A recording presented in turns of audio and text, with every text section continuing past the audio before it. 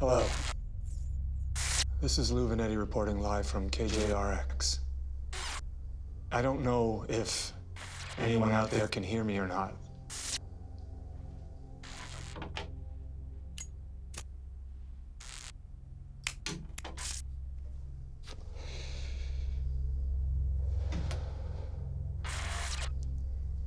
Only hours remain before Earth's magnetic field declines to zero.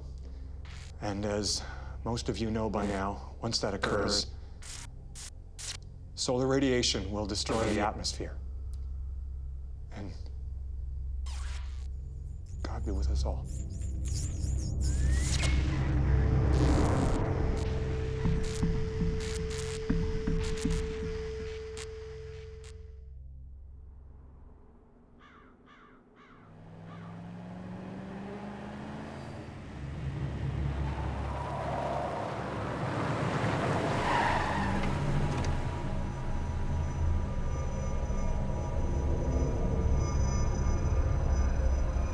Turn the car off.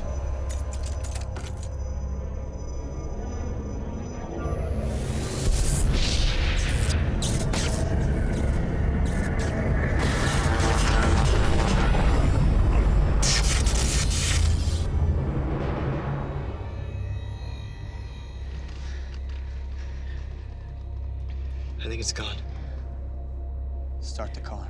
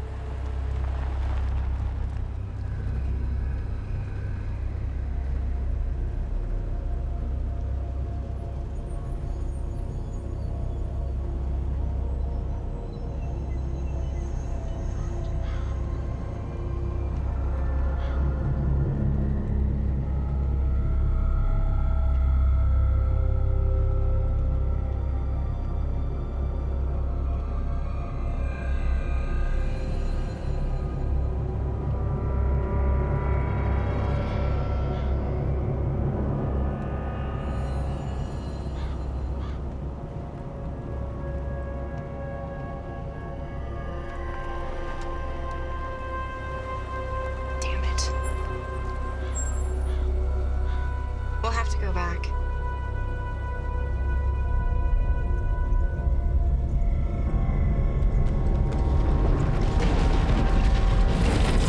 Get out of the car now!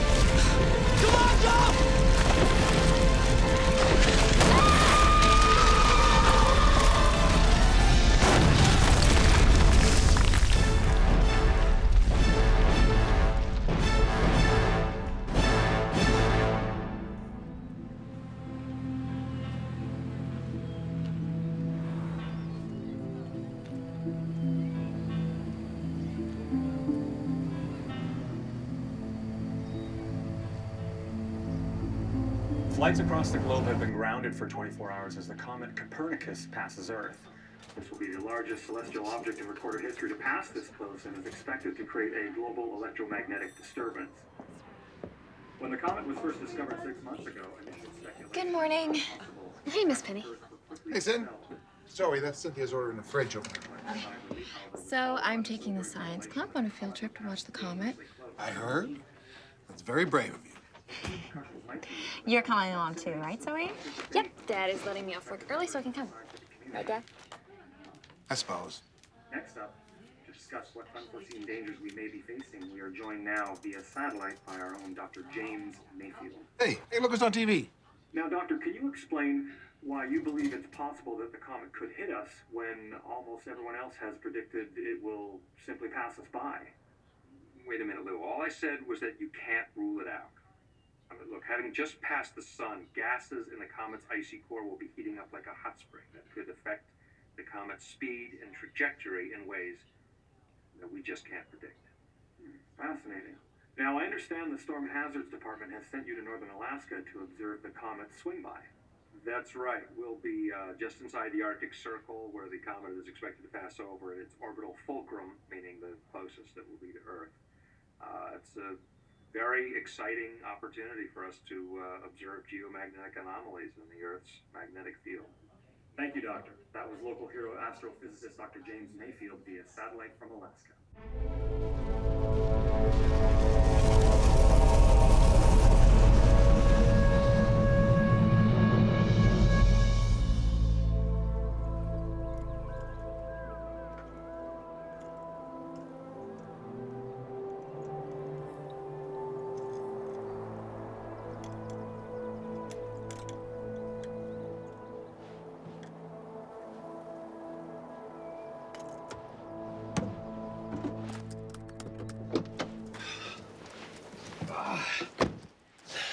Getting a signal?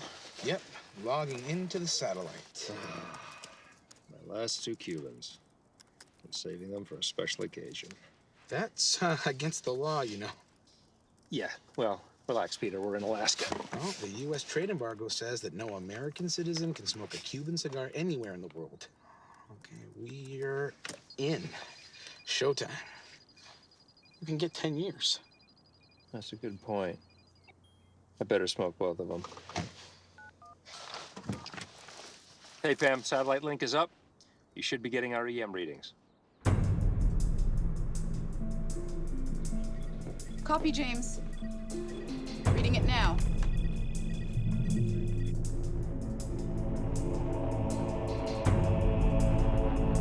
Across the globe, eyes look skyward tonight. Millions of teachers and students in every nation get the chance to glimpse something the great astronomers of the past could only have dreamed of. Okay, everyone, I'd like to show you something. Just as our planet has a magnetic field, so does the comet. Gee, this comet's gonna be passing Pluto by the time this guy finishes.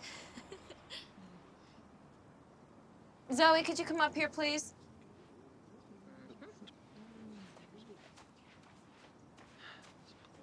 Hold this up for me, please. Okay, so we're going to imagine that this compass is Earth. As the comet passes, the magnetic fields interact, creating intense bursts of electromagnetic waves, which can interfere with modern technology. So, ladies, no sulking if your boyfriend doesn't return your text messages tonight. Yo, it's a freaking comet, not your mother undressing. Hey, move it. Leave him alone. Hey! Hey! Hey! Hey, stop it! Stop it! Stop. Stop it.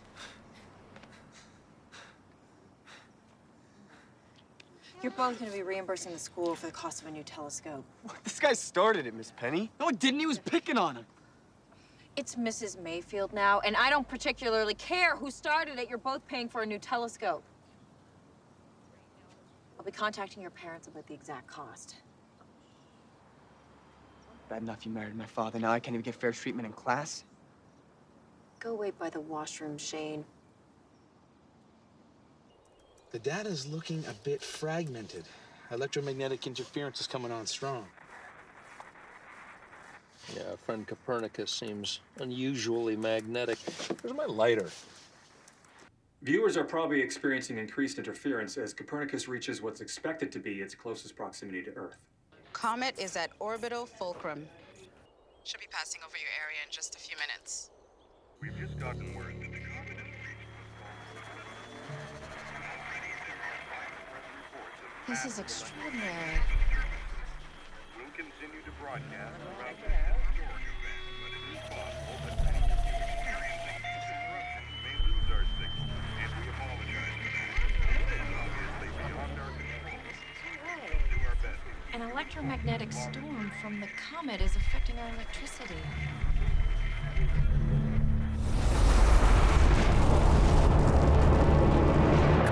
Whoa, whoa, whoa. Just had a surge in the electron acceleration. The field's EM levels are skyrocketing. The radiation belt's being pushed into the atmosphere. Pam, are you reading this? Yes, I'm measuring a radiation spike in the belt safe zone. 4.5 million angstroms and rising.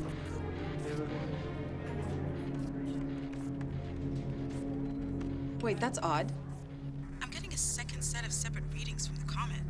Magnify sector LP4. I see something in the tail. Copernicus is fragmenting. We've got a piece of the comet breaking away.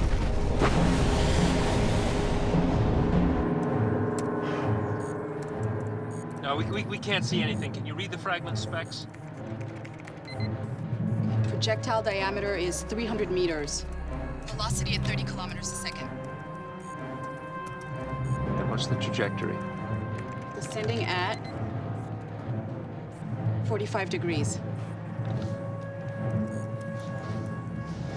It's gonna hit Earth.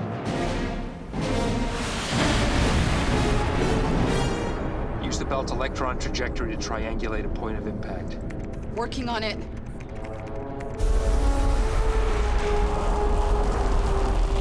Latitude 51 and longitude 179. James, that's only 100 miles from where you are. James! Did you hear what I said? Get out of there! Notify IEW to issue an alert. Repeat, notify IEW to issue an alert. Pam, do you copy? Where's the projected point of impact? I don't know. I lost her. Maybe I can amplify the signal.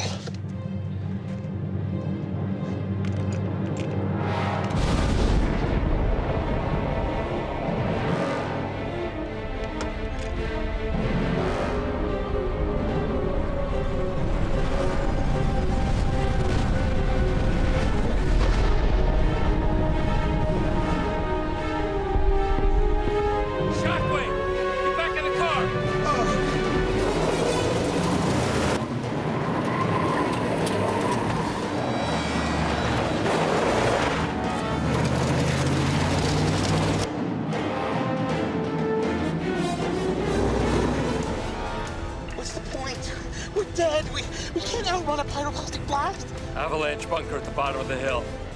Right. Step on it, man!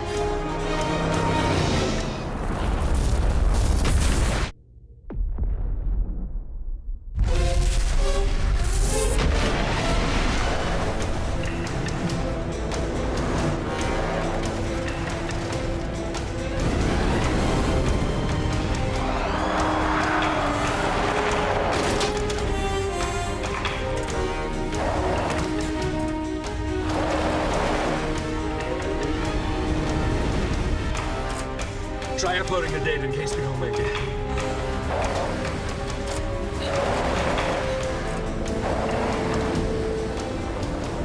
James.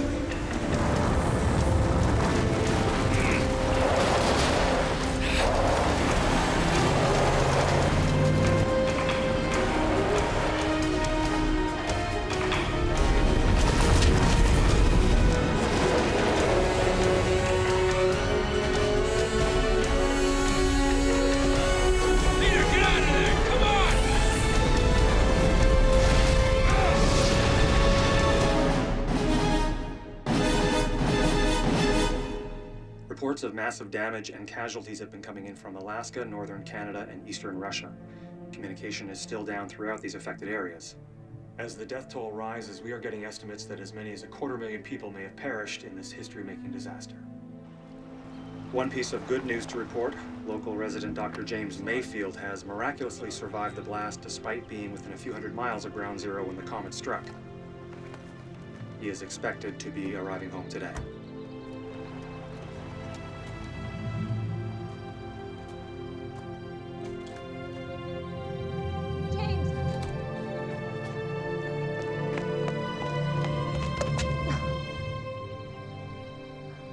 I thought I lost you. It's good to be home.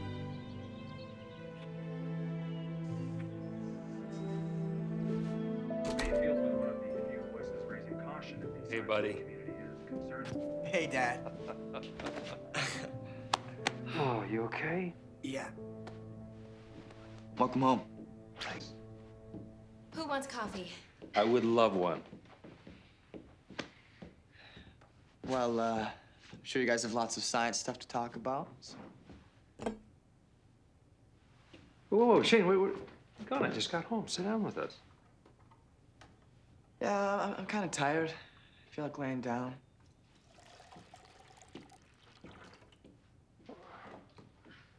He got into a fight and broke a telescope. I'm making him and the other kid pay for it. Sorry. No, don't be sorry. I don't envy either one of you. I wouldn't want a stepmother for a teacher or a stepson for a student. Well, now that you're home, you're gonna have to play bad cop and do all the disciplining. Otherwise, he's never gonna let me get close. Deal. We've all heard the doomsday scenarios that could happen if a comet were to hit Earth. So I wonder, Mr. President, has the impact from the comet created any lasting effect the public should be concerned with? We're still investigating that possibility. But right now, it doesn't appear that there's anything that the public needs to worry about. You've got to be joking. What? A 300-meter projectile hits the planet at 30 kilometers per second, and he's saying there's nothing to worry about? Maybe he just doesn't want to scare the public. Unlike some people I know. My science advisors have reported that the immediate crisis is over. So the important thing for the American people to know is that they are safe and they can go on about their daily lives. This is unbelievable. James, I know you went through a terrible ordeal in Alaska, but you're home now, okay? So let someone else do the worrying for a change. Enjoy being with your family. You're right. You're right, as usual. Mm-hmm. The United States of America stands ready to offer all available assistance necessary. What is that terrible sound?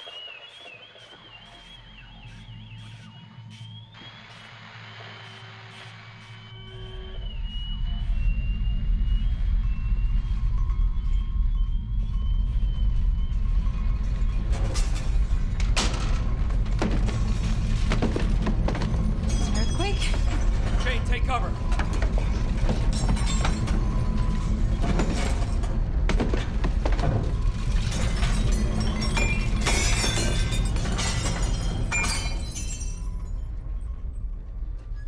Shane, you okay?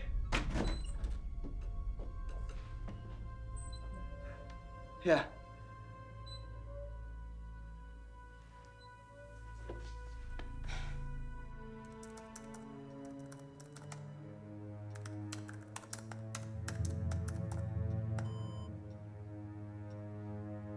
What?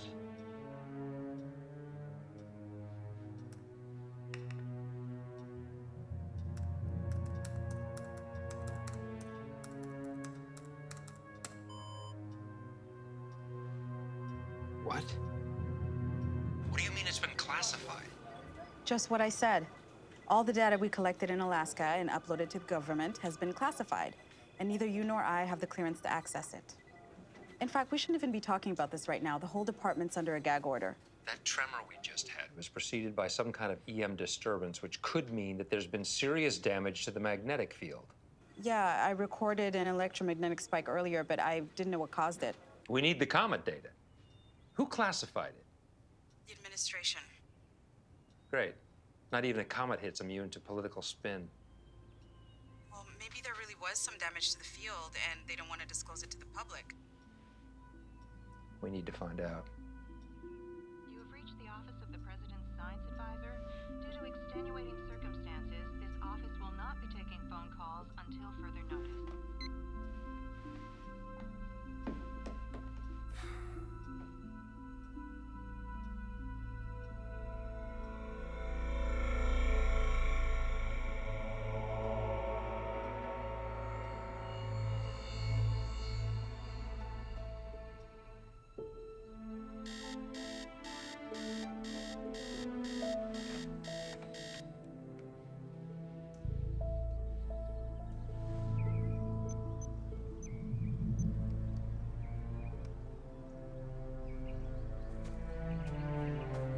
What are you doing up on the roof? Tracking the sun. And why would you be tracking the sun? It's not where it's supposed to be. Why would you say that? Yesterday, the sun set behind Eagle Peak. What do you mean? It's never set behind the peak. Exactly.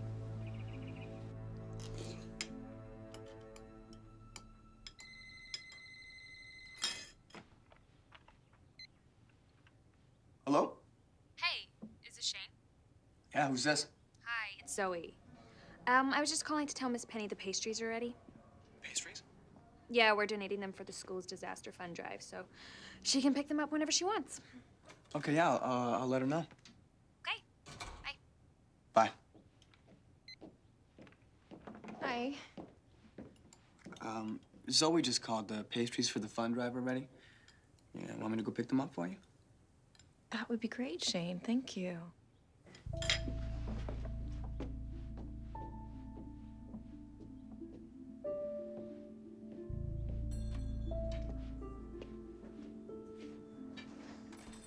Can I help you? Oh, hi. How's it going? Good. You're here to pick up the stuff for your mom, right? She's not my mom. Okay. Stepmom. Hey, you have my sympathy. I'd die if my dad married one of my teachers. Hello? Hey.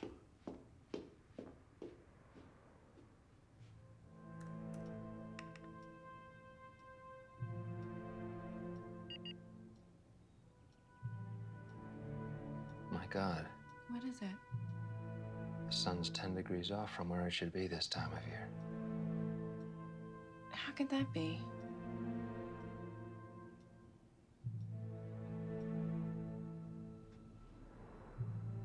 Okay, in like an hour? You still meeting Kevin at the park today? Yeah. Okay. All right, okay. Bye. Here it is. Thanks. I'll be at the park with Kevin. Oh, yeah? Yeah, I'll see you there. cool.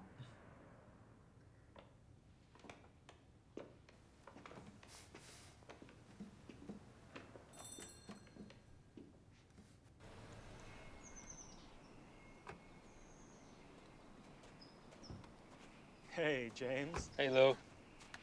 Haven't had a chance to talk to you since the interview. So, what's this great story that you've got for me? You remember how we used to come out here and watch all those sunsets? Maybe that's what you came out here for. I was here for the babes and the booze. Do you remember how this sundial was always right on the money? Yeah, I remember.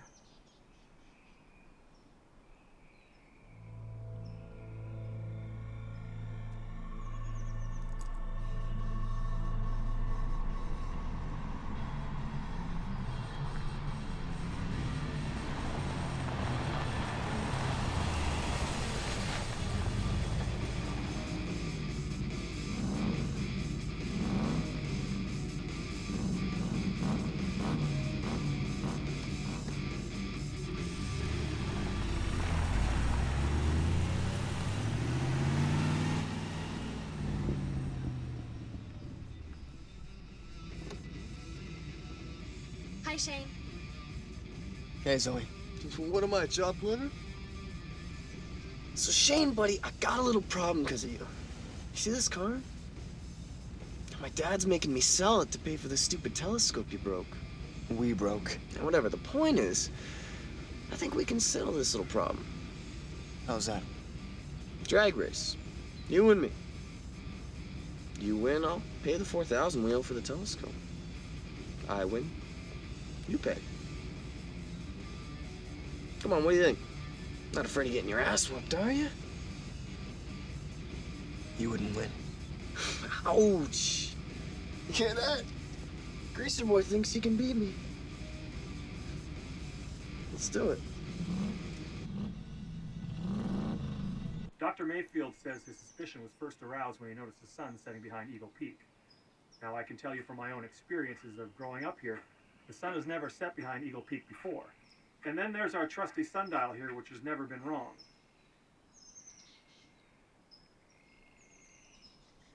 until today.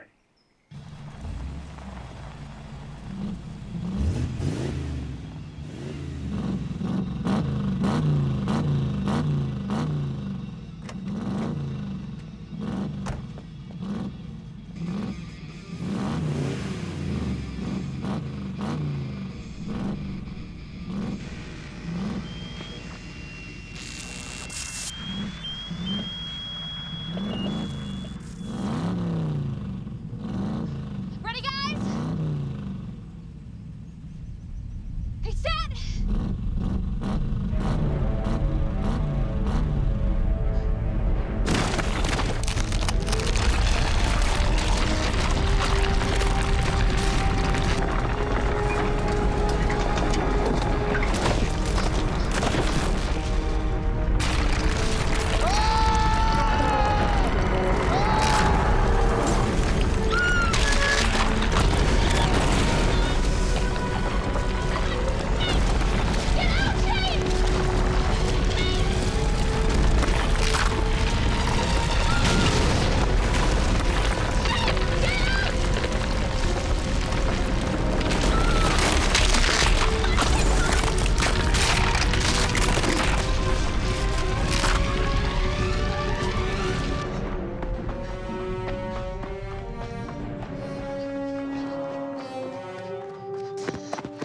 You okay? Yeah, you all right? Holy crap. I can't believe what just happened. Poor Kevin. Oh my God.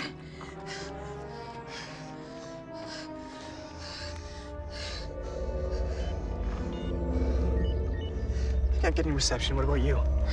Nothing. What is that?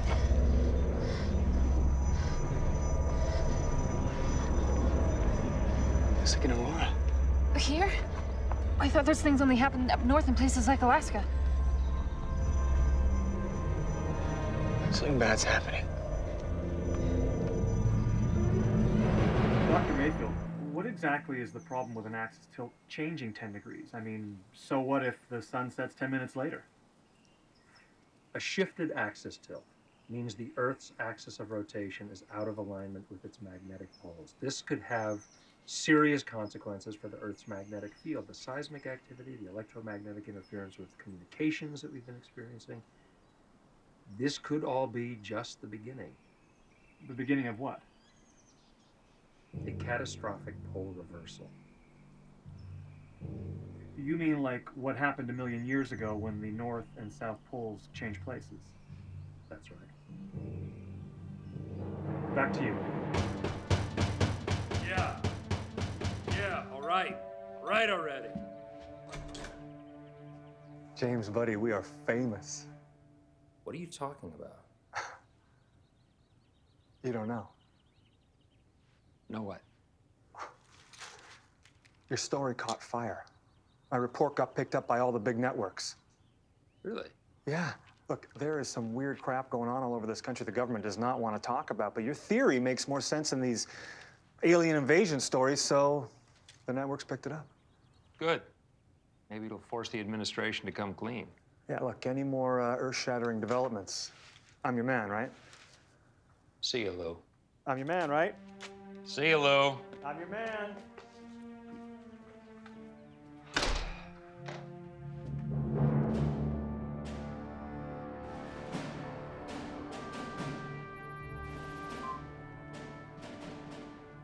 Good morning, gentlemen. Good morning, Mr. President. Good morning, Mr. President. How are you, sir?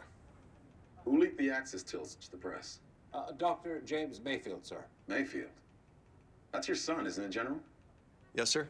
Dr. Mayfield is my son. Then what the heck's he doing leaking classified information? I'm sorry, sir. I'm not aware of his activities. We haven't spoken in nearly 5 years. You don't say. Well, maybe now would be a good time for a family reunion.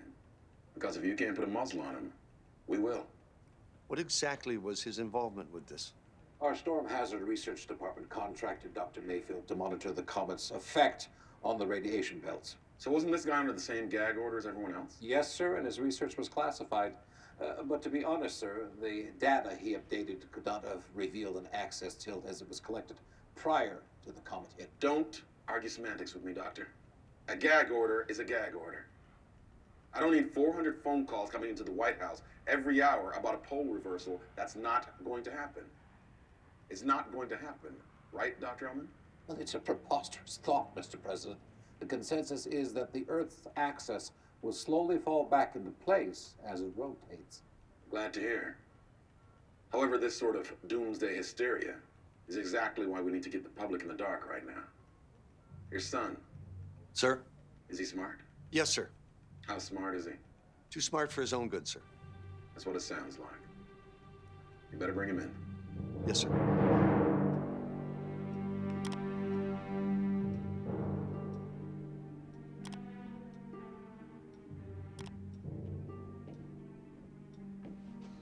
James. It's really happening. All the telltale signs. This is unprecedented. What is?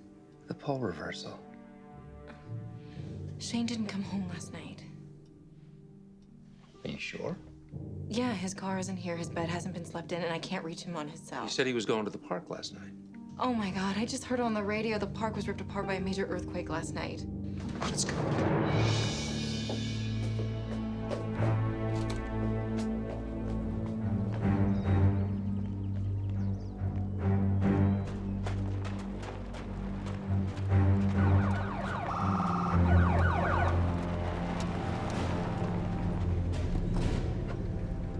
What's going on?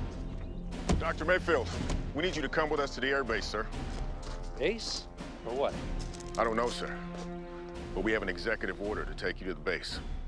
By force if necessary. Go. Go. I'll find Shane. I'll call you as soon as I know what's going on. This way.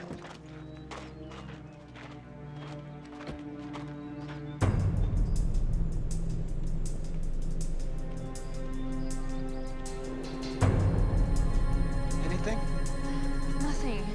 This is so weird. I always get signal here.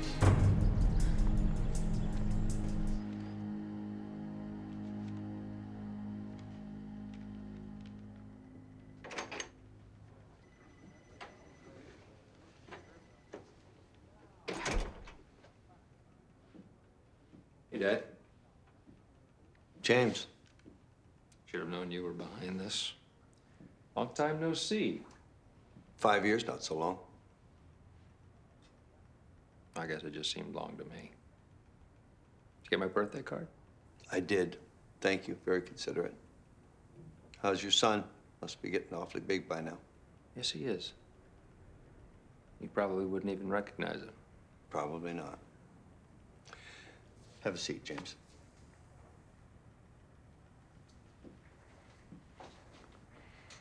So, you've caused quite a stir in Washington. How's that, sir? Violating a government gag order, for one thing. I didn't violate any gag order. That axis shift was my own research. Don't play games with me, James. You're either on the team or you're not. Oh, here we go. You know full well the intent of a government gag order. Everything you worked on was classified. The public has the right to that information. It's not your call, James. You're a science rat. You don't make policy. And scaring the American public is against this country's greater good. You think you're a good soldier. You're just a lapdog for political bosses. You'd probably shoot me yourself if they told you it would serve the greater good.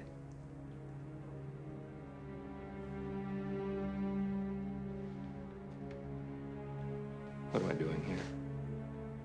Obviously, it's not because you missed me. I had the President of the United States tell me today that my son was a national security risk. So what? He wants to burn me at the stake? No. Lucky for you, he wants to hear you out. Oh, you mean he wants to cover his ass? Increased electronic interference continues to be reported from around the world. This new development, coupled with the increase of reported seismic activity and the appearance of what seems to be auroras all around the globe, has many people fearing for the worst.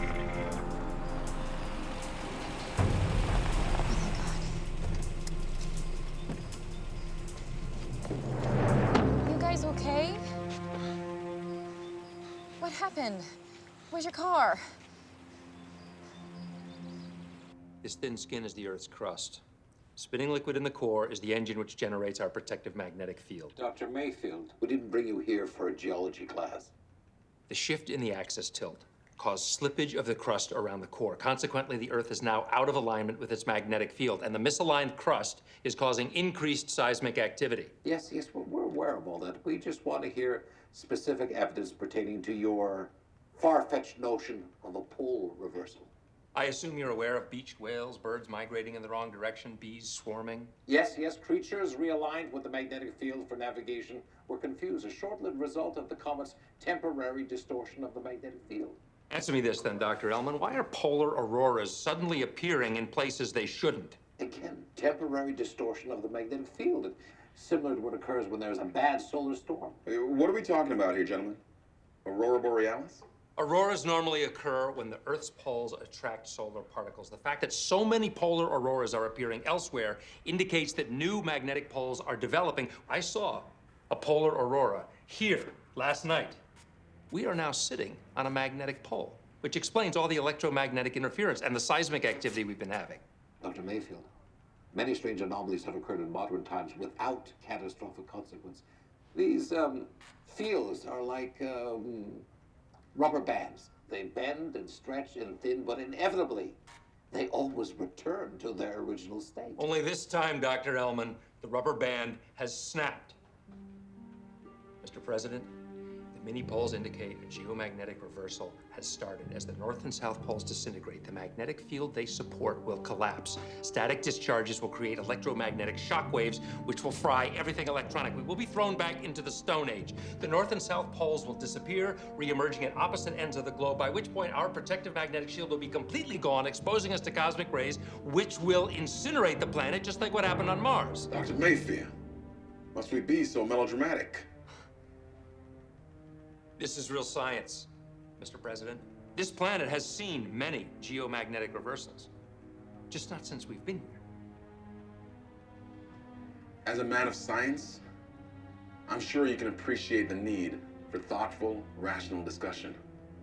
However, your melodrama and sensational media appearances gives one the impression that your intentions are perhaps more to do with self-promotion. I've had a long day, gentlemen. I'm signing off. What did you expect, James? You just told them the world was going to end. This isn't global warming, Dad, where we can spend years dragging our feet and debating the facts. I'll find out soon enough.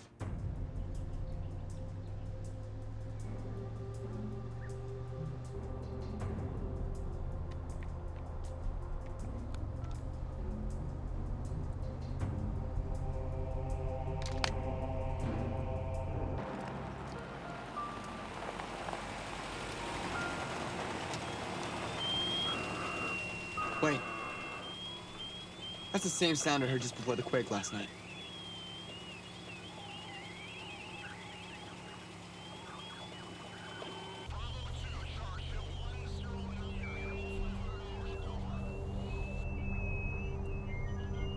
Stop the car.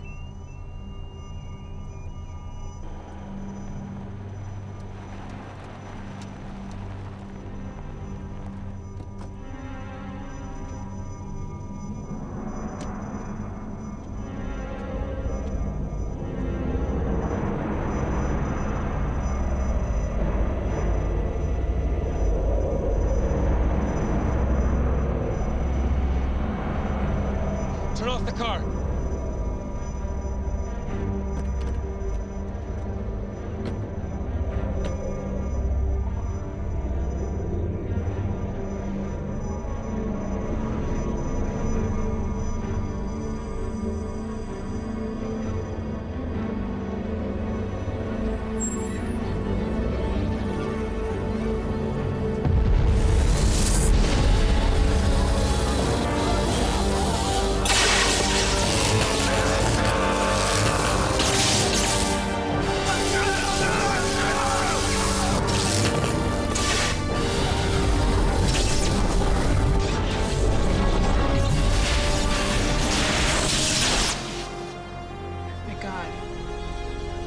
never seen anything like this.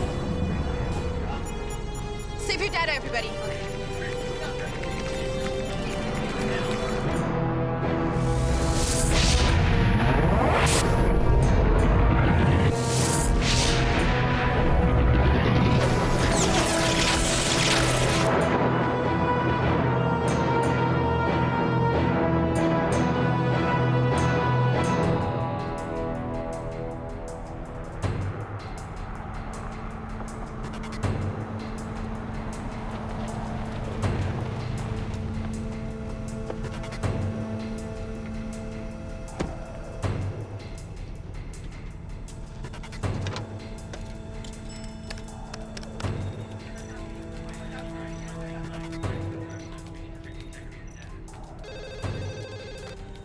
Storm hazards. What just happened? Oh my God, James. It was a massive 40 kilohertz EM pulse surge. Unlike anything we've ever seen. 40 kilohertz. Yes. All the cities that were hit were blacked out. And not only that, most of the satellites in orbit got fried. What could possibly have created a surge like that? It's got to be connected to the polar auroras. Were the hits random? I don't know yet. We lost power during the spike, which was lucky for us, or else the EM surge would have fried everything. We're just getting our emergency generators going. We're pulling up data now. I'm seeing about 24 points where 40-mile-wide electromagnetic waves struck Earth. Overlay the locations of the mini-poles on your screen and tell me what you see. Overlay locations of all detected mini-poles.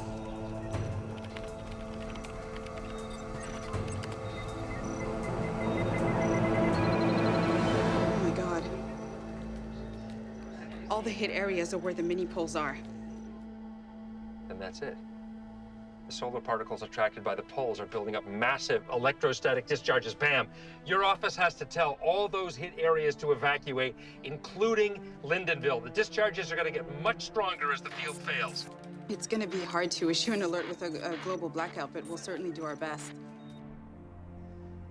Can you run a timeline projection on your mainframe? Give me a couple hours. It'll take a while to process the data. James? How do we stop this? I don't know that we can.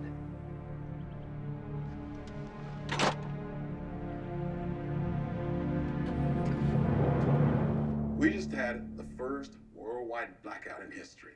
And you and none of your brain trust can explain why? What we know right now for certain is that the affected cities were struck by large electromagnetic shock waves. Just as Dr. Mayfield had predicted. General Mayfield, have you been able to locate your son yet? Not yet, sir. He's in one of the blackout areas. Well, I want to speak with him as soon as he's located. Yes, Mr. President. So tell me, Dr. Ellman, can you still say with a certainty that we're not experiencing pole reversal? I don't have an answer right now, sir. Well, are we going to see more of this? Give me the worst case scenario. Mr. President, until we've assembled our teams, I don't want to speculate on something that's not my area of expertise. Don't try to cover your ass with me, Doctor. We've got power outages across the country. American lives are at risk. So tell me to the best of your ability, are we going to see more of this? I believe so, Mr. President. And I have no choice but to declare federal martial law. General Mayfield? Yes, sir. You'll supervise West Coast operations. Yes, Mr. President. We'll start setting up shelters in the affected areas.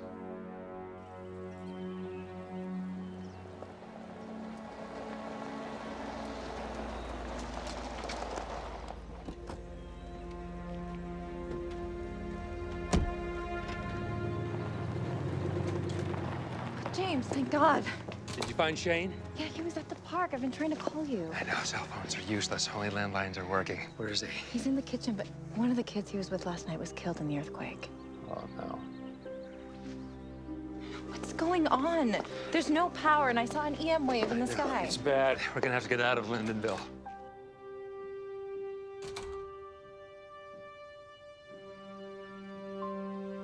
Shane.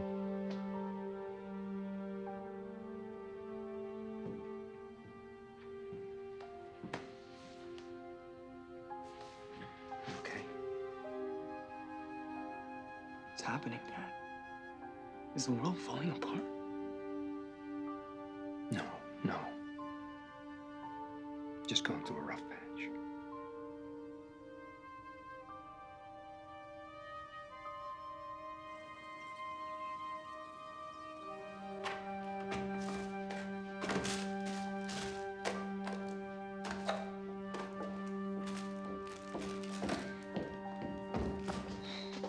I've packed for us both. I'm not going with you. What do you mean? I'm going back to the base. What? What are you talking about? Why? I have an idea, and I have to talk to the president. I don't want to, Sin. I don't see that there's a choice. You know what? You're right. There is no choice because your family comes first. No wonder Shane doesn't think you love him. Listen to me. This is not a drill. It's the real deal. The survival of the planet depends on actions taken in the next 24 hours, and those so-called government science advisors don't have a clue. I have to do this. For us. Okay, we're here. Smack in the middle of a mini-pole's magnetic center, the most dangerous place to be right now. Everywhere inside this circle is going to get bombarded by EM pulses and torn apart by seismic disturbances. I want you guys out of this circle as soon as possible. Go to this town here, Little Brook, and wait for me, okay? What are you talking about, Dad? You're coming, right? I can't. I have to go back to the base. I don't believe it. You're abandoning us? That sucks. No, Shane, try to understand. There is a global crisis going on. You think I don't know that? I saw one of my classmates crushed to death in a car last night. I know. I'm sorry. So you don't care if the same thing happens to us? Of course I do. That's why I have to fix this. You know what? We'll be okay. Leave me alone. Shane, come on. If an EM wave hits, turn the car off until it passes. The electronics won't be short-circuited as long as the power's off. If the power's on, you and the car will fry. How long will you be? A day, maybe 2. Be careful. Yeah. You too.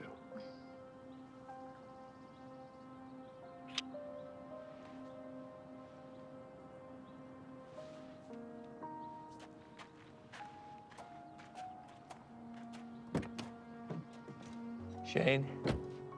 No. Take those earbuds off. Stay away from electronics. You will get electrocuted if an EM wave hits. I'm serious. It's dangerous. Get rid of it.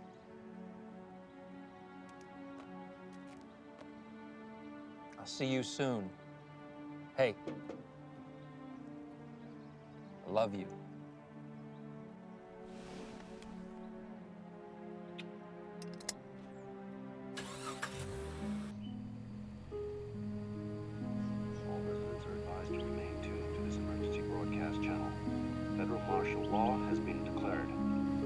Residents are ordered to evacuate their homes and take shelter at Lindenville Parish. We repeat, all residents are Why are they telling everyone to go to the church? emergency broadcast channel. Didn't Dad say it's dangerous to stay in town? Has been declared.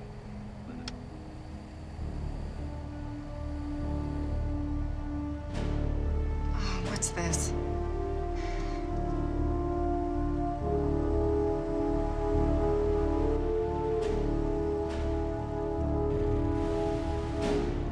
Road's closed. Supposed to take shelter in the parish. We're going to Little Brook. Ma'am, we have orders to divert everyone to the Lindenville Parish. That's ridiculous. It's not even safe there. Ma'am, please, okay? Just back it up. All right, let's go.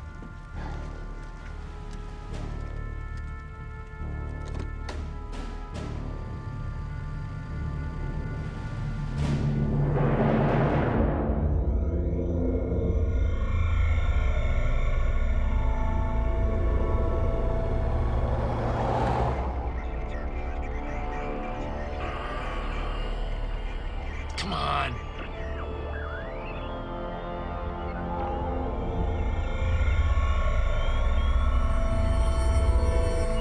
Residents are ordered to evacuate their homes and take shelter at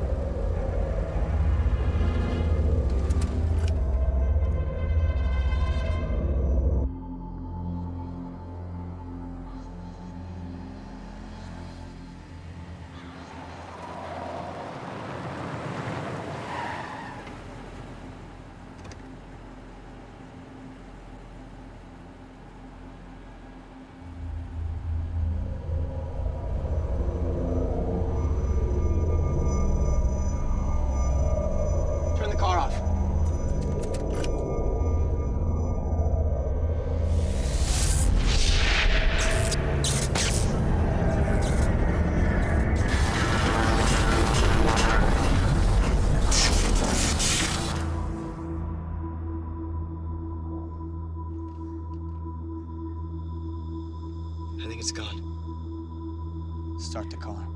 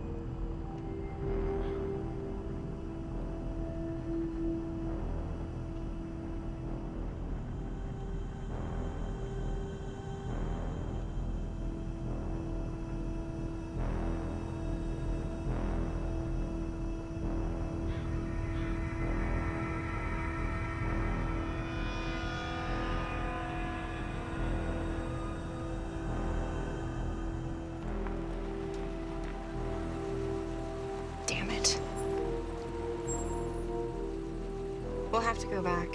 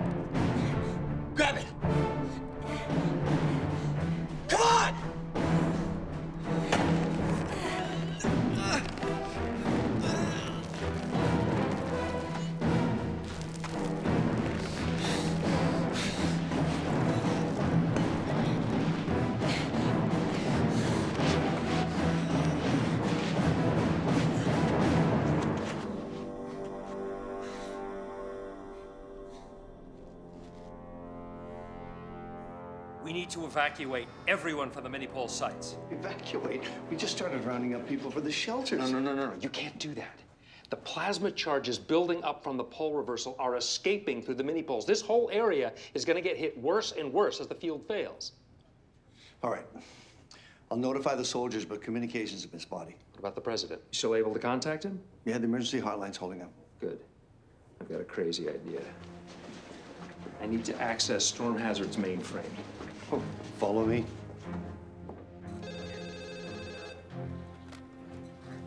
Storm hazards. Pam, talk to me. I'm briefing the president in a few minutes. James, the computer projection, it's not good.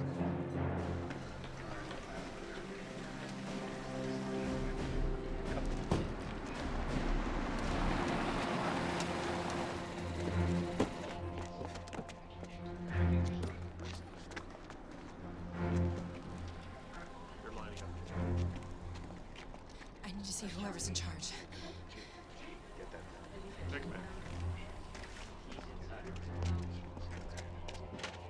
Inside this circle is the most dangerous place on the West Coast. We're here, the epicenter of the mini-pole, creating the electromagnetic and seismic disturbances. We need to move all of these people outside the circle to here. Where did you get this information? My husband, Dr. James Mayfield, he's a government astrophysicist. He's briefing the president right now. I haven't heard anything about this. I mean, my orders are to keep everybody here. I know, but I'm telling you, it's not safe here. Lyndonville has become the magnetic center of a mini pole. What is that? Mini pole?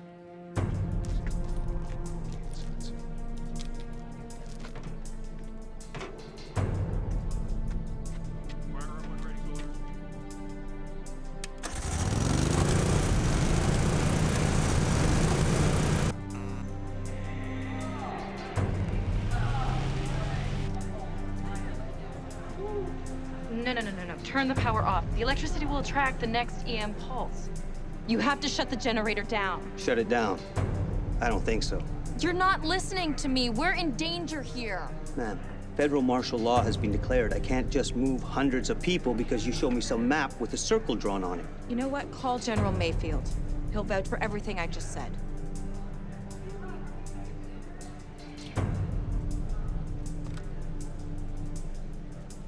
Storm Hazards Lab just ran this projection. This is what the magnetic field normally looks like. This is what it looks like now, punctured by mini poles. This is 12 hours out, 24 hours out, 48 hours out. Magnetic field at 0 Gauss. Gentlemen, we have 2 days before our planet loses its protective shield, and solar radiation burns us all to a crisp.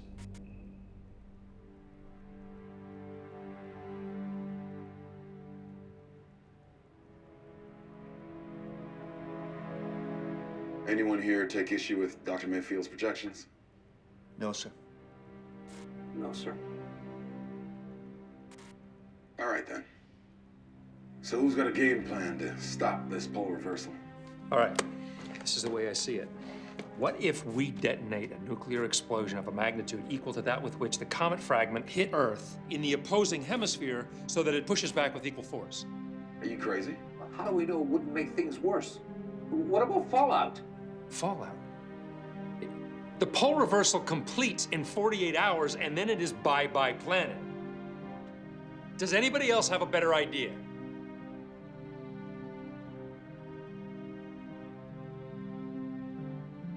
That's what I thought. That comet fragment hit us with the force of a 100 megaton bomb. We don't have a warhead that powerful. What's the most powerful nuke in the U.S. arsenal? We have a new 50 megaton prototype that's at the nuclear test site. Okay, well, we can formulate a dual detonation to equal 100.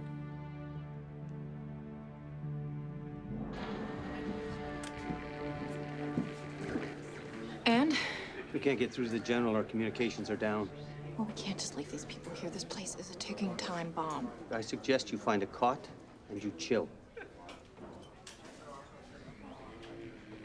Anything? Yeah, sir. Zoe, Hey, when did you get here? just a few minutes ago. Excuse me, everybody. Can I have your attention, please? Hi, I'm Cynthia Mayfield, science teacher at Lyndonville High. Many of you know that my husband, Dr. James Mayfield, is a respected astrophysicist. He's told me that our town is the epicenter of the electromagnetic and seismic disturbances happening on the West Coast, and that it's very dangerous to stay here. But we need to move outside the circle. The nearest safe town is Little Brook. You want to step down from there, ma'am? How come the soldiers don't know this? Because their communications are down. They're completely in the dark. I'm not going to ask you again, ma'am. Please listen to me. We could all die here. Get her off of there. Is that true?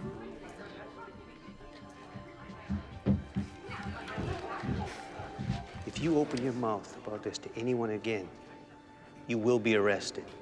Is that clear? Yes. And I don't want to see that map again. Release her.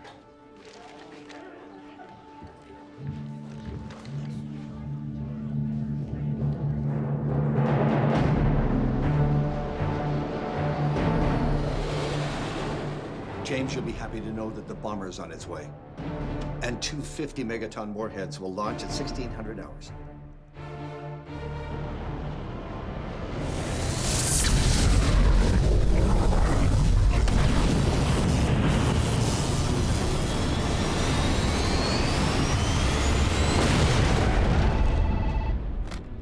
Yes. What do you mean we lost the plane? Yes, thank you. An EM pulse took out the bomber. The warheads exploded in midair. They have to try again. Send another plane. James, the skies are unflyable. We'll lose them all. No, they have to try. Send 20 planes. One might get through. James, you have to think of something else. Fast. There's got to be another way.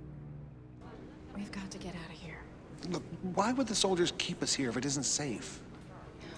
Because they don't know anything. They're just following their last orders. Communications have gotten so bad, they can't even contact their superiors. What do you want to do? Dr. Mayfield was right when he said the comet might hit Earth. I think we should go. We're in.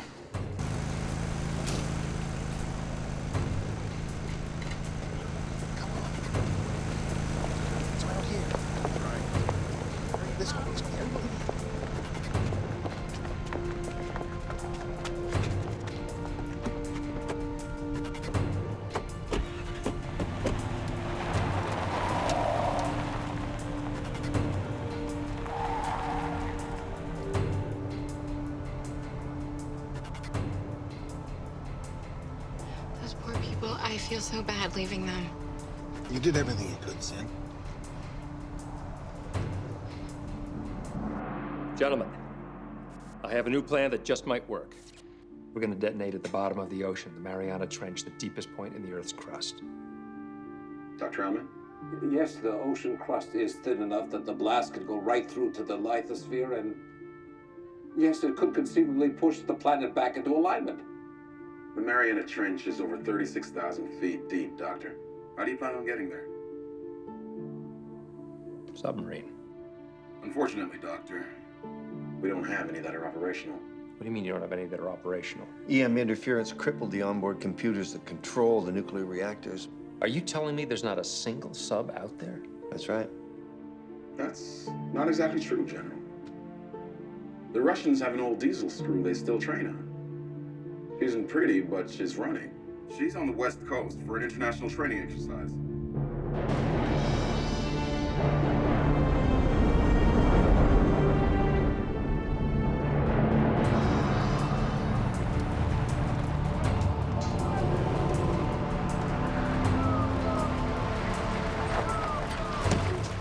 Open that bunker. Yes, sir.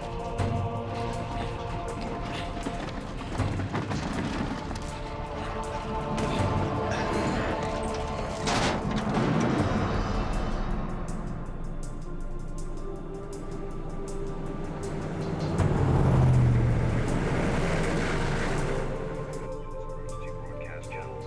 Federal martial law has been declared. I guess they're still ordering everyone to the church. Shh. I can hear it. Hear what? An EM pulse tone. What's an EM pulse tone? Electromagnetic shockwave. It's a burst of electromagnetic energy coming from the mini pool.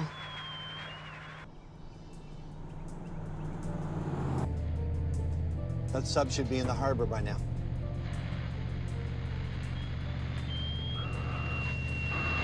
What the heck is that noise? A pulse tone. Get the engine down. Now. Yeah, stop the car right now.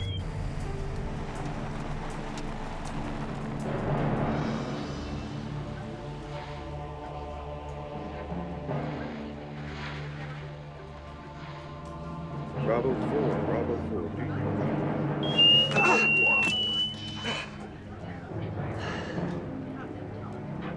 What was that?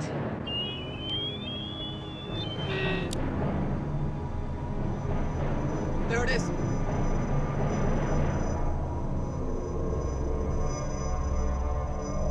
My God. Turn the car off, Michael. Turn it off! Everything electric has to be turned off. Your cell phones, MP3 players, everything.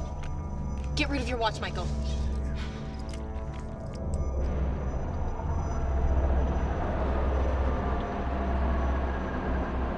I hope those guys remember to cut their engine.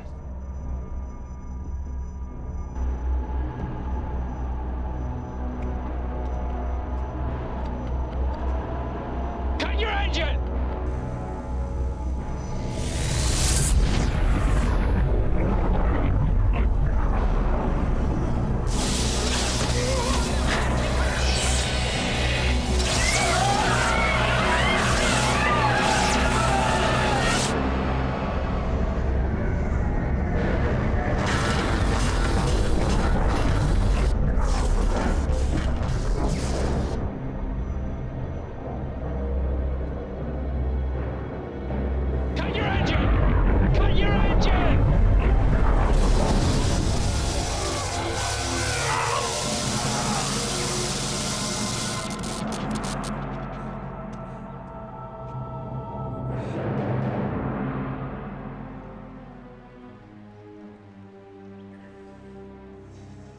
I think it passed.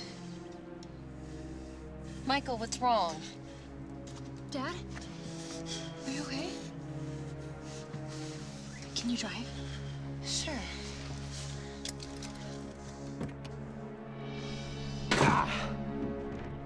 James, check the engine.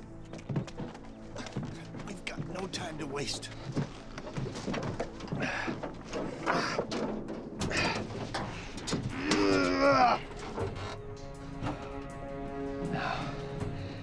Battery and the starter are fried.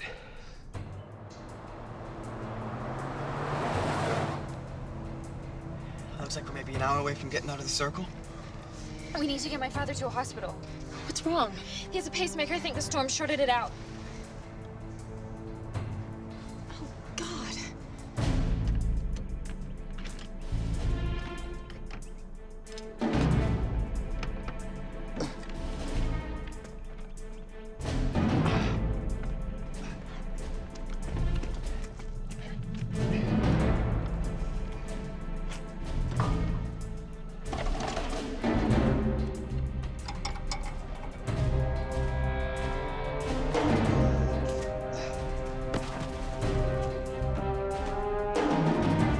Doing? Good. Give it a try. Okay.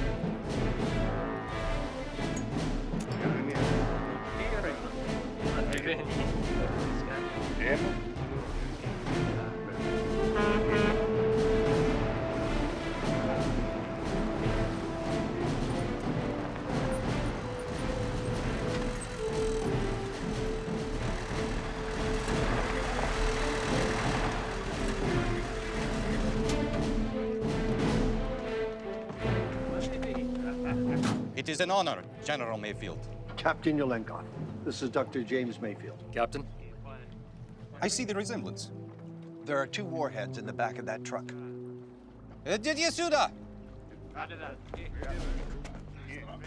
So, we work together to save world, no? Yes. Dr. Mayfield will formulate the detonation sequence. My ship, she's strong as ox, but she's not so fast, you know. Yes. We know.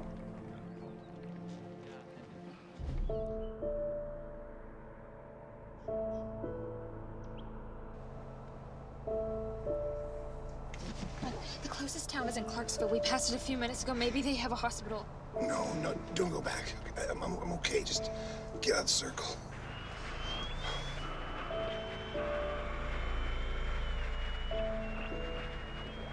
Oh, no, not again.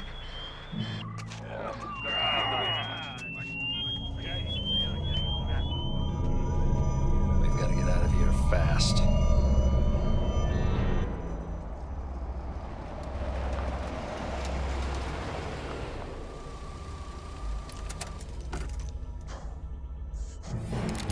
Get out or I'll blow your head off. Okay. Everyone get out or I'll kill all of you. Please, my father's having a heart attack. We have to get him to a hospital. Get out, or I'll put him out of his misery. Take it easy. We're going.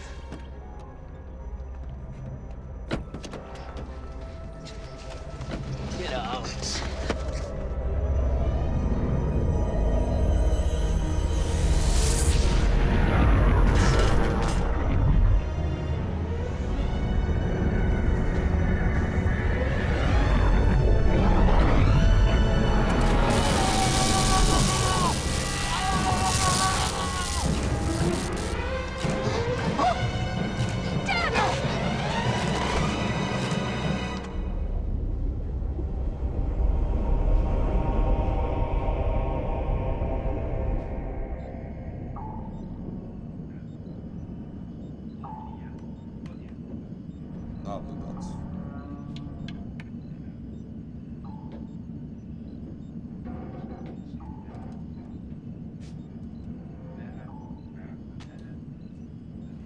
What are conditions in the Mariana Trench?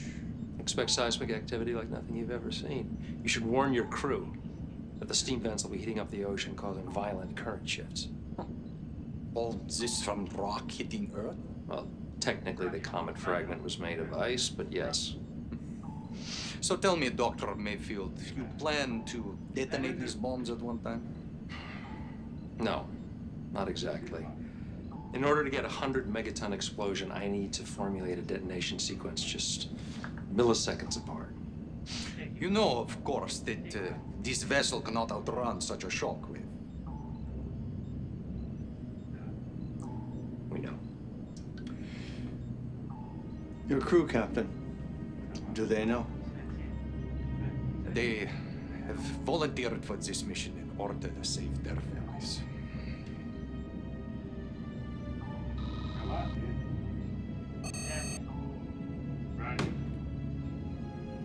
Outrunning the shockwave is the least of our worries.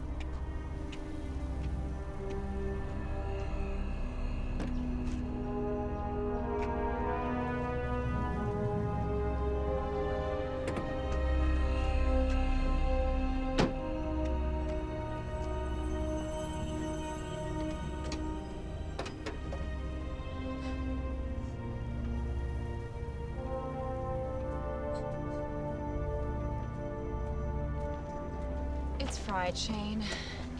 You know you can't start a car without the battery. Cars in the old days didn't have batteries. They used to be started by hand cranks. Yeah, well, we don't have a hand crank, and this is a modern car. You don't need a battery to drive either. All we need to do is capture an electrical charge that will help ignite the spark plugs. Where are we gonna get that from?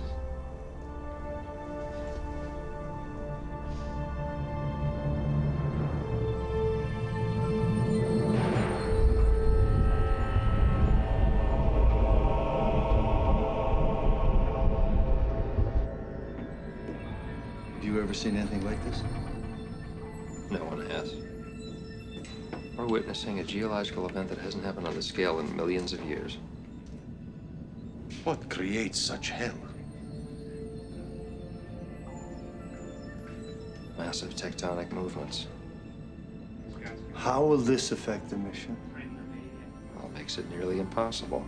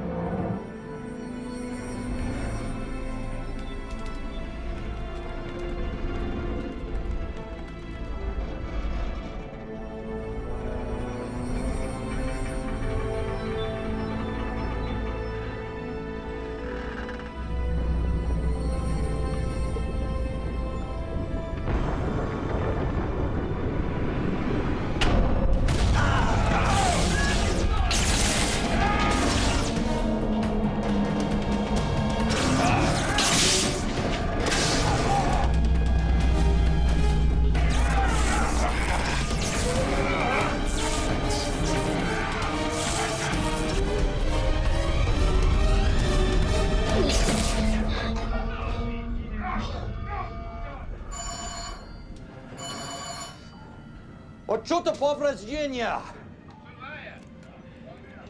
Dad.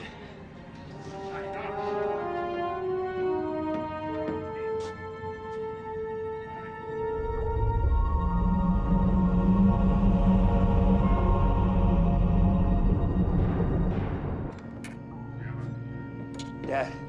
I'm okay. We have lost one engine. Power will be 50%.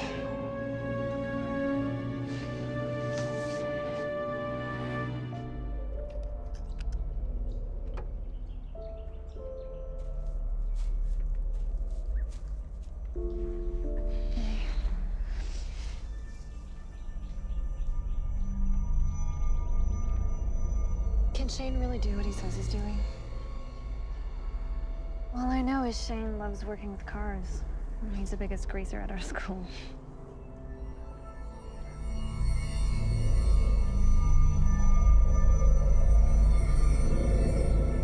Better hurry up with that, Shane.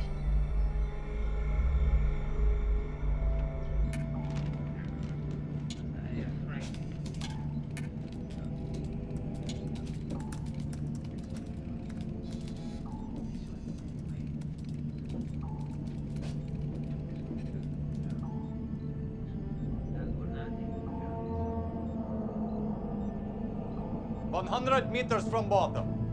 Almost in position.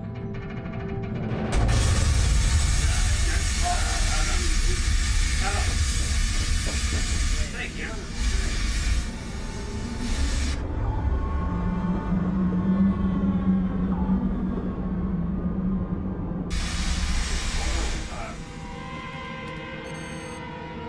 Damn it! We cannot stay at this depth very long. You have a family, Captain? Of course. That's why we're gonna stay here as long as it takes. If we die from a crushed hull or shockwave, what difference does it make? If we fail, the whole world dies.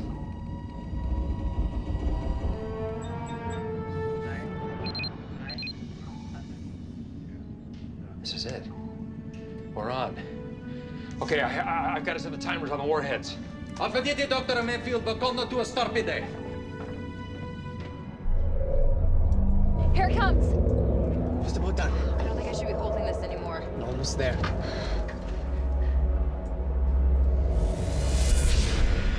Shane? Done. Antenna. Take it. Come on.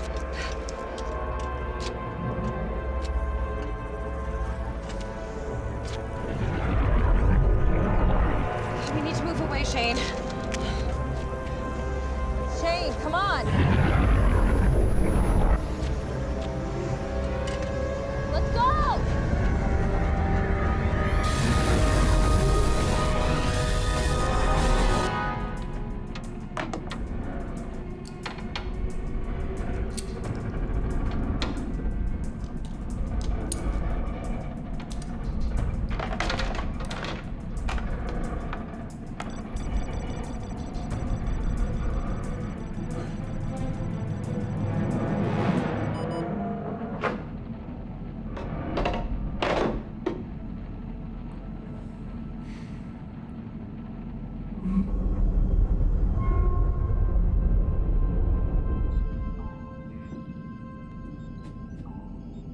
I feel happy to die knowing it was to save family on the surface.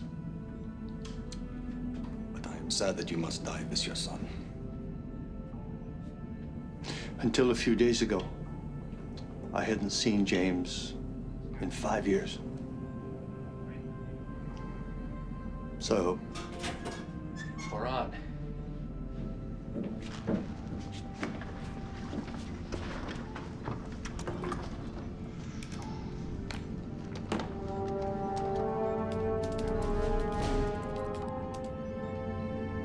It's done, Captain. Fire when ready. Zalozicie bombe voluki.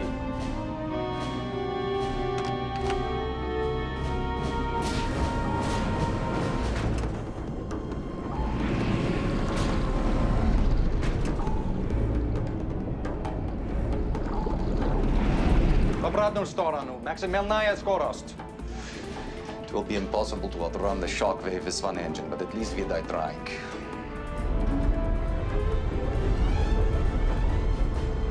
I think it's done.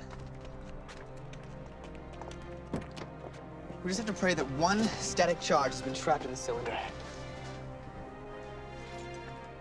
Come on, baby. Yeah! You're a genius.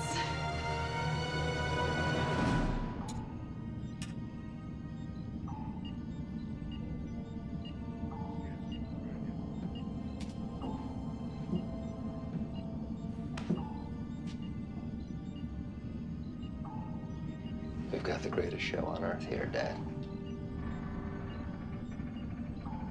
It's a scientist's dream, isn't it?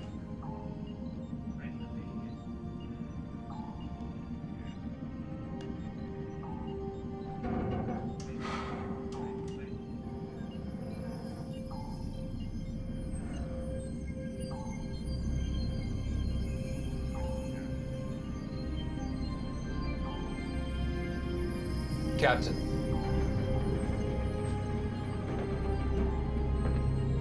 If you could take us into that volcano, a steam funnel might propel us up out of the shockwave's path. The hull is not designed for such temperatures. What have you got to lose? Port! 30 градусов!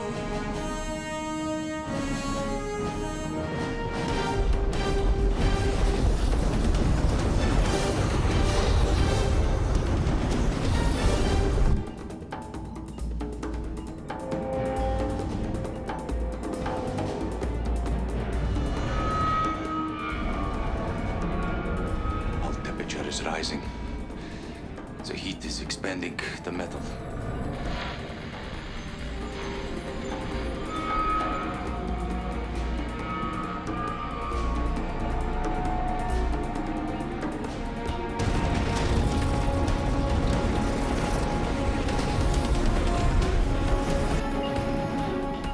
Brace yourselves.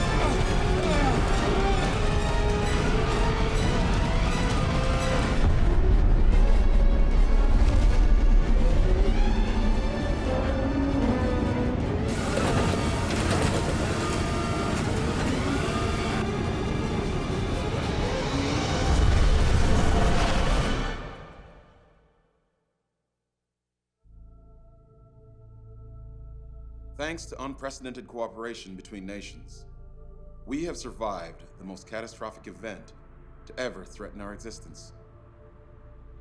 The Earth has been healed. The human spirit has triumphed. But we will honor those lost with our resolve to rebuild. And we will rejoice in what we've been given. A chance for a new beginning. 10 a.m. Perfect time. And finally, our fragile planet owes a huge debt to Dr. James Mayfield.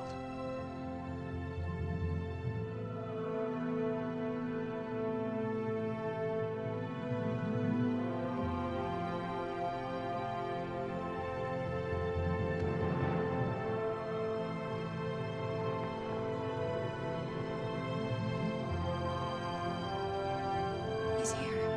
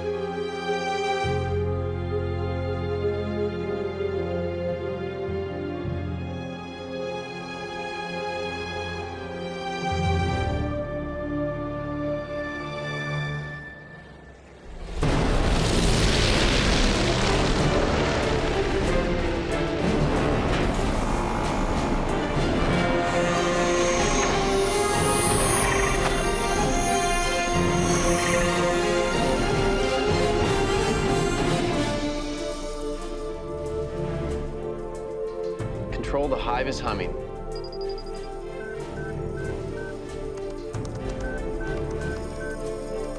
I repeat, the hive is humming.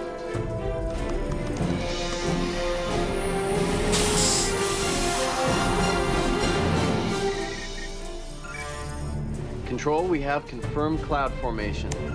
I repeat, the cotton is in the gin. Roger that. We have minimal wind shear and a very high ceiling. We're looking good. And, Gary. Yeah. Can you quit it with the metaphors? You're driving us crazy. Roger that.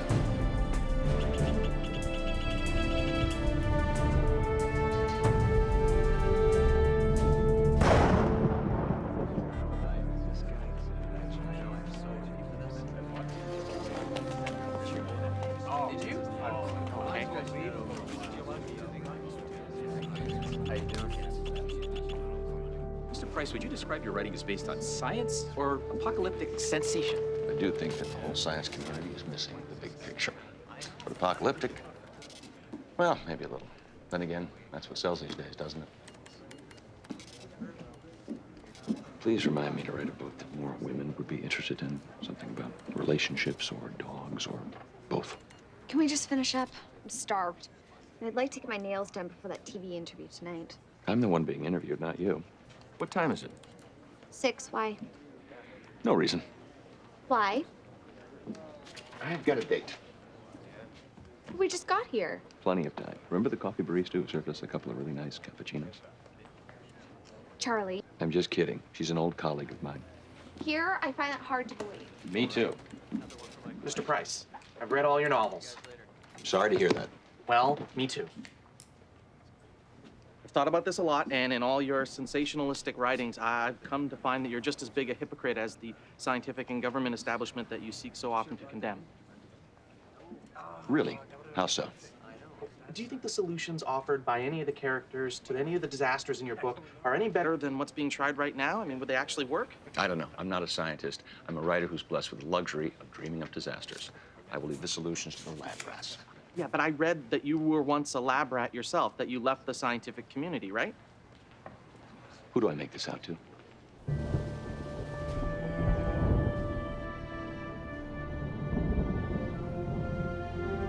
Hey guys, I think it's raining.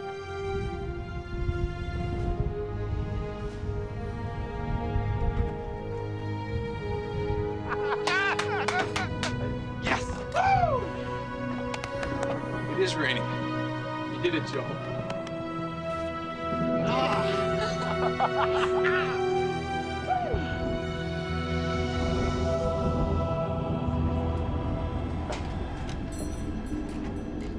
You guys should see this.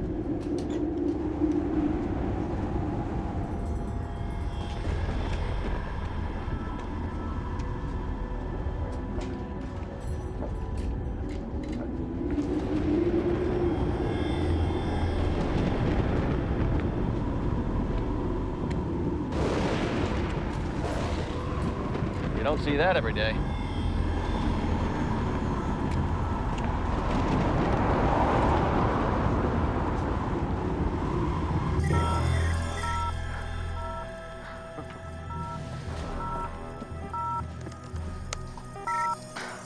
Guys, we have a situation.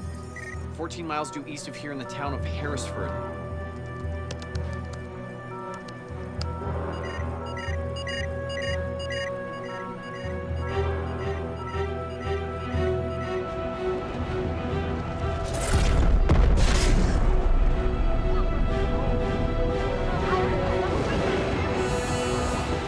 That's not good.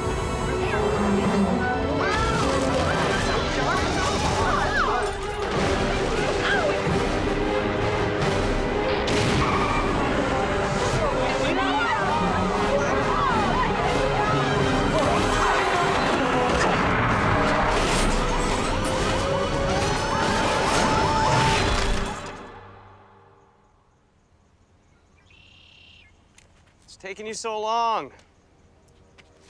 Would you just relax? I thought I told you to go with the rest stop 10 miles ago. Well, I didn't have to go then. Look, you don't understand how women work. Once we know we can't go, that's exactly when we have to go. Yeah, that makes no sense. Can we drop it? I'm done. Yeah, well, so is the book signing if we don't hurry, okay? Hurry? You've been driving like my grandma. I'm hypermiling, okay? Going 55 miles an hour is gonna net me an extra 50 miles per tank of gas. I don't care what it does, just don't blame me that we might miss the damn book signing, okay?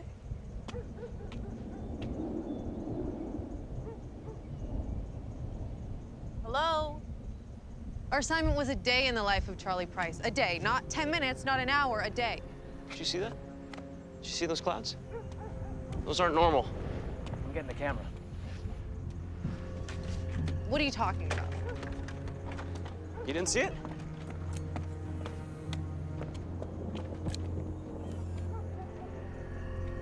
Look, I'll tell you what I see. I see my future when I fail this class, and it isn't good.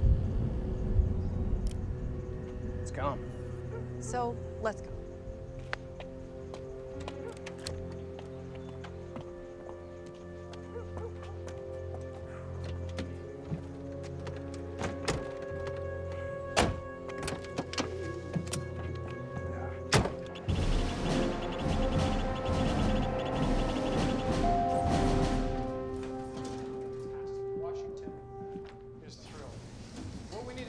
On is why the fourth quarter didn't perform as well as the third quarter.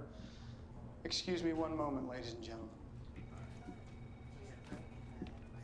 Sir. What is it? WeatherSat Delta picked up a blip on the radar in your Project Raindance's test You site. mind telling me what a blip is? Yeah,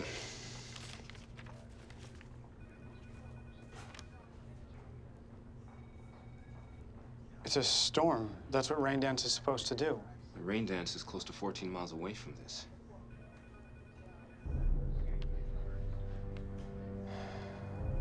Get Damon on the phone.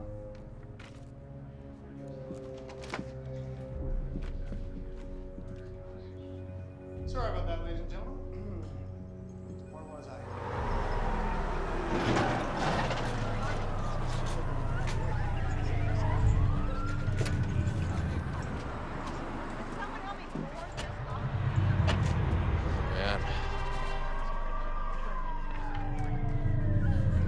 This can't be. This just can't be. All right, let's just not jump to conclusions, Joe. Come on. Gary, talk to me.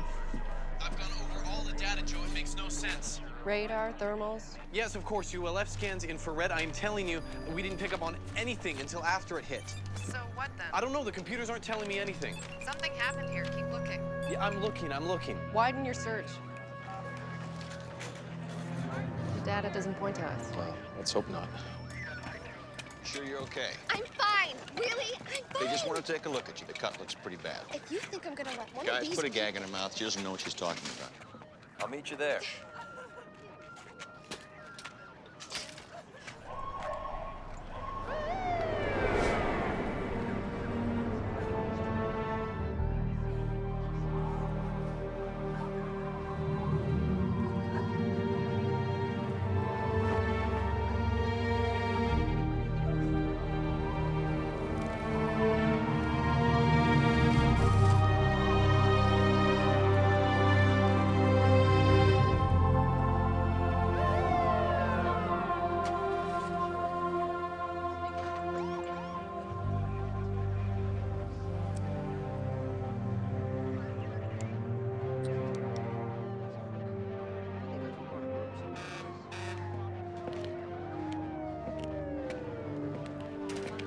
Joanne Dyson. Still trying to save the world one drop of water at a time, or are you just thirsty? Charlie. So you came to my book signing after all. How thoughtful. There were drinks inside, you know. Yeah, well, I wasn't really... Did you see what happened here? Hey, you two know each other? Yes. Damon, meet Charlie Price. Ah, yeah, I know who Charlie Price is. I was his research assistant at the university before he became a famous writer. Ah, I didn't know that. Before you left science fact for science fiction, huh? So were you here for all this, Charlie? You know me, I've always had this uncanny sense of being where the action is. Oh, excuse me. It's Frank. Yeah, Frank, it's me. Frank sounds important. He is. No. So what happened here, Charlie? Oh, just this massive storm cell appeared out of thin air, and then the sky opened up like Armageddon, and in the blink of an eye, it disappeared. But what are you doing here, Joe? And so fast, I may add. We picked the storm up on our radars. We raced over as soon as we could. Storm radars. Working on anything related? No. Pull this leg, it'll play swine with. What do you want me to say, Charlie? You know I can't tell. Look, Frank, we just got on the scene. We don't know anything for sure yet. But Relax, Damon. Let's not jump to any half-baked conclusions. There's still plenty of time to figure out what happened. The Seraphs have a 48-hour cycle. The next 24 hours are vital. You know that. You made it rain, Damon. Let's not lose sight of that. yes, sir. And Damon, when you do figure it out, make sure it wasn't us. Know what I mean? Yeah, I understand. I'm just a touch curious why the Federal Science Foundation is here in the middle of nowhere when this happens. Even I can't conjure up that kind of coincidence. We've been stationed here for 3 years, you know that. Doing what? Mostly robotics. Robotics. Come on, Joe. Yeah, sorry about that interruption. Damon Jarwell. I'm a fan of your books, crazy as they may be. Well, it's fiction, Damon. It's supposed to be crazy. Huh. Kind of like a grown woman in a trench coat sifting through a puddle of water with a test tube. Don't tell me. Earthworm bots, your latest experiment is with mechanical earthworms. Or maybe it's drainage, or maybe it's just has something to do with the freak storm that just tore through this town. Well, you know, I hope you're all caught up, because we got a lot of work to do. Of course, I'm sure you both do. So I take it our dinner plans are off for tonight? Yeah, sorry, Charlie. Rain check? No pun intended. I have a TV interview tonight anyway. Can't wait to tell them about all the fun stuff that the FSF is doing out here. You know, earthworm robotics, all that kind of stuff. Hey, what's Frank's last name? I'd love a quote. Don't do this, Charlie. I just can't seem to help myself. What do you want? I want to know what you're doing. That's out of the question. Oh, come on, Damon, it'll be fun. No, this conversation's over. I'm no genius, but you come here checking puddles for residual trace elements.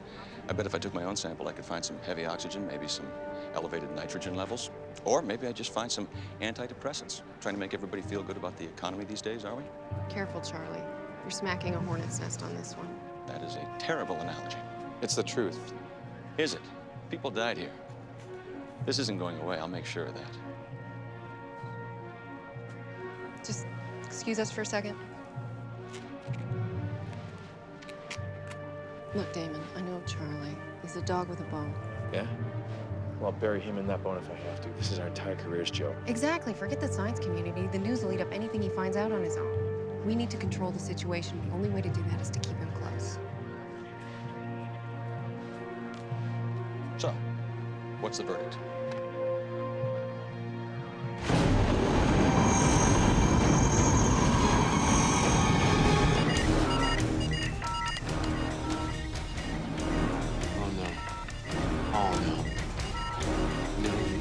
No. Where the heck are they drawing their energy from? Where?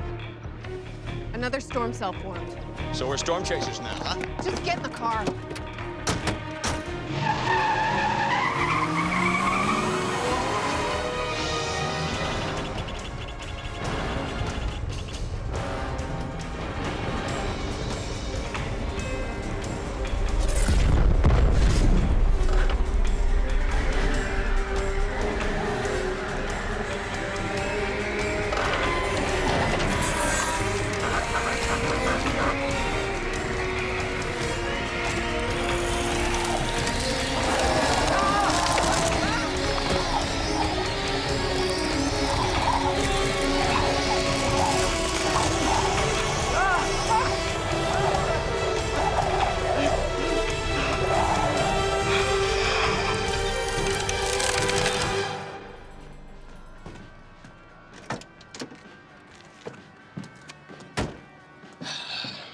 Here. Oh, I know. They said the signing ended early. I'm sure it did. They said something happened, a freak storm or something. Seriously? You're not gonna talk to me for the rest of the day? It was your bathroom break.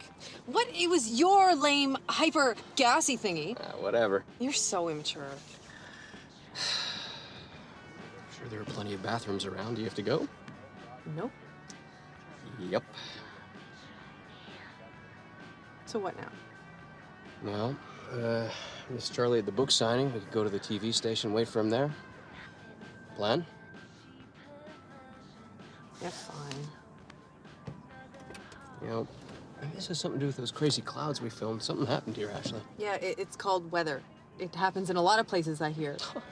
Look, can we just go and get our failing grade over with? Okay. There you go. What's that for? I'm not stopping again on the way. So you gotta go. There it is. Gee, thanks.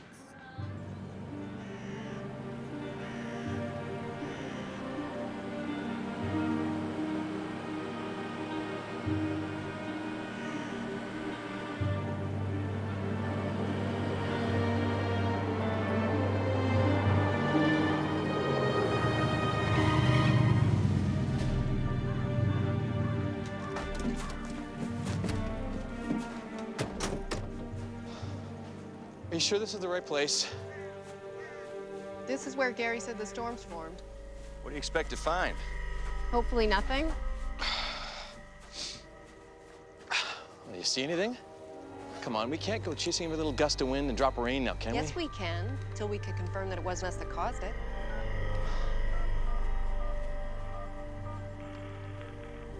Gary, we're here, and there isn't a cloud in the sky. What's causing these cells to form? I'm telling you, Joe, I don't know. They are like ghosts. They are coming and going with no rhyme or reason. They're moving through areas of absolutely no frontal activity. Maybe that's what I'll tell Damon, that it was ghost storms. That should go over well. I'm sure Frank would love to hear that. Okay, well, what do you want me to say, Joe? Because at this point, everything is on the table. Well, keep looking, Gary. We have to figure this out. Okay, fine, bye.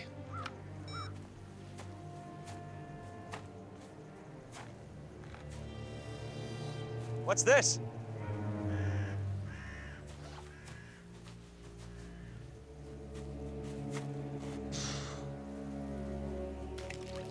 Oh. Oh. What's wrong? This water's freezing.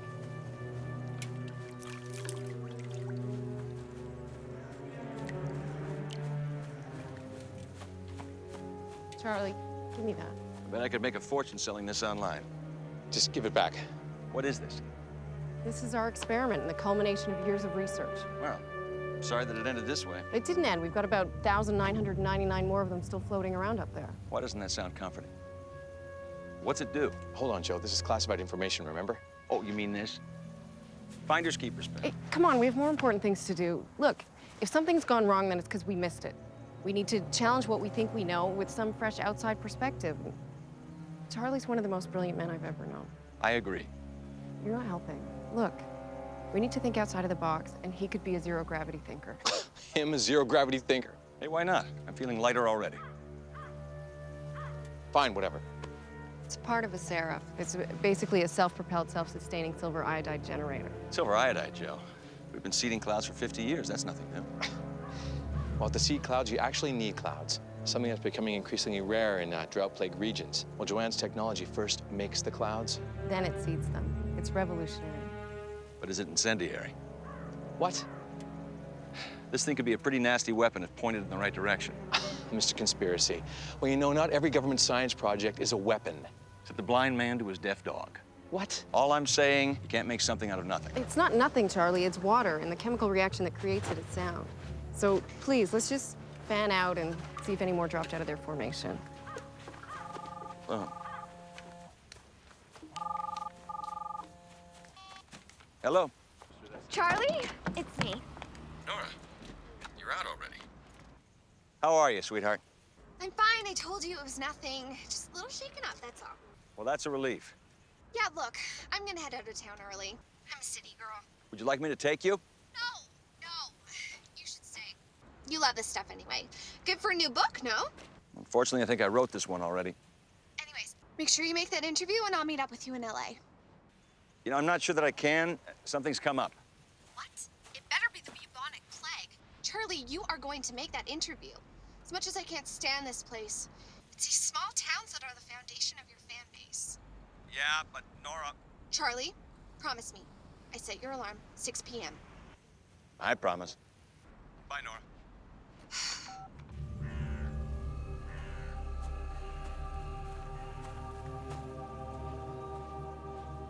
Charlie, Damon?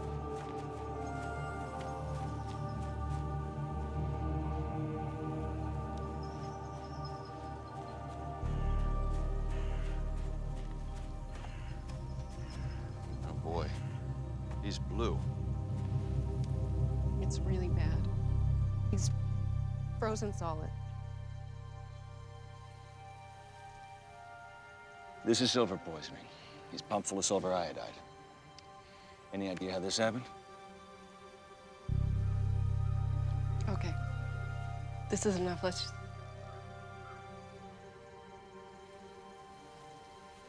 Let's take the Seraph back to the base. Damon, get Frank on the line. I'm recommending we abort the test. Just a minute, Joanne. If we pull the plug now, it's not going to bode well for the future of the program. People are dead, Damon. We had a hand in this. Oh, hang on. You know what's at stake here, and it took me way too long to get us this funding to begin with. Look, I understand the ramifications, but... I'm sorry. I'm going to recommend a full abort.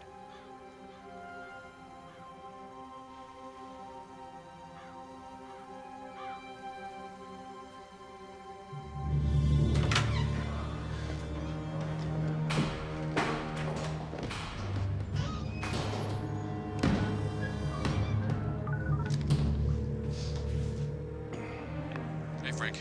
Talk. Oh, the second storm is confirmed, and our fingerprints are all over it. Any idea why this is happening? Well, not yet. But we found it down, Sarah. We're taking it back to the mobile lab, run some diagnostics on it. Let me know what you find out. Frank, listen, Joanne is suggesting that we do a full abort now. The cycle isn't complete. All the work you've done will be wasted. Plus, I can't promise continual funding with a mess like this. Well, what am I going to tell Joanne? We're sitting here with confirmed casualties. Don't tell her anything. You don't work for her. You work for me. Those things stay up in the air. There's too much at risk to take them down now.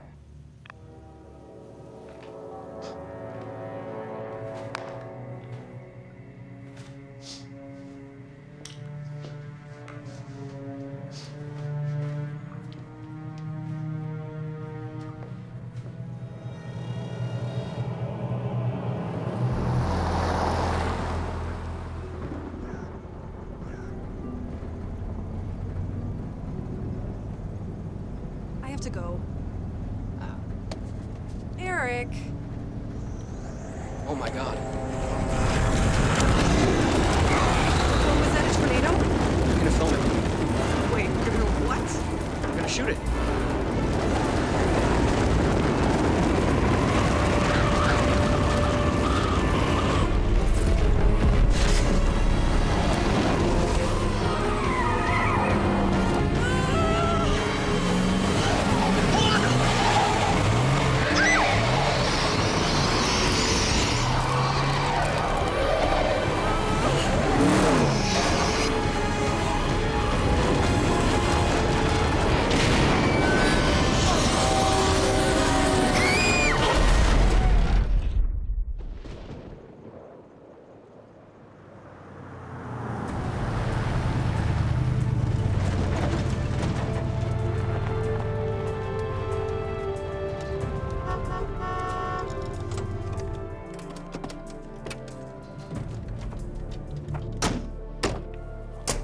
Nice little fly-by-night operation you got here, It's a Joanne. mobile unit, Charlie. Ever seen one?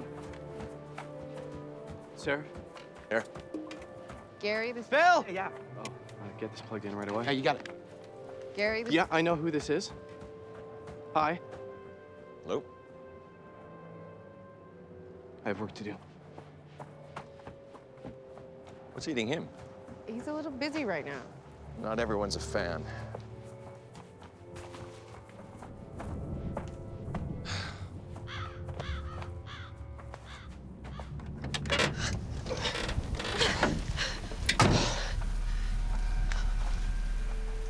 Ash! Yeah. You okay? Yeah, I think so. What does that mean? No, I'm okay. Is anything broken? No, I said I'm okay. You? No, I'm fine. I think. Oh, God, why is it freezing? I don't know. What happened to that other car? I don't know. It must have got sucked away or something. Don't get any service. Great. The truck's stuck. What are we gonna do now? Well, I guess we try and walk to the TV station. I mean, the truck's not gonna get us anywhere, okay? Okay. Hell of a day, huh? Yeah. Oh, shoot, my camera. What are you doing?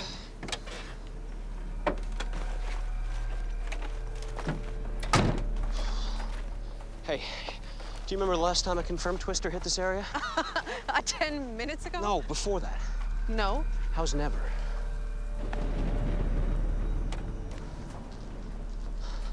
Do we have workups on the storms? Right here, guys.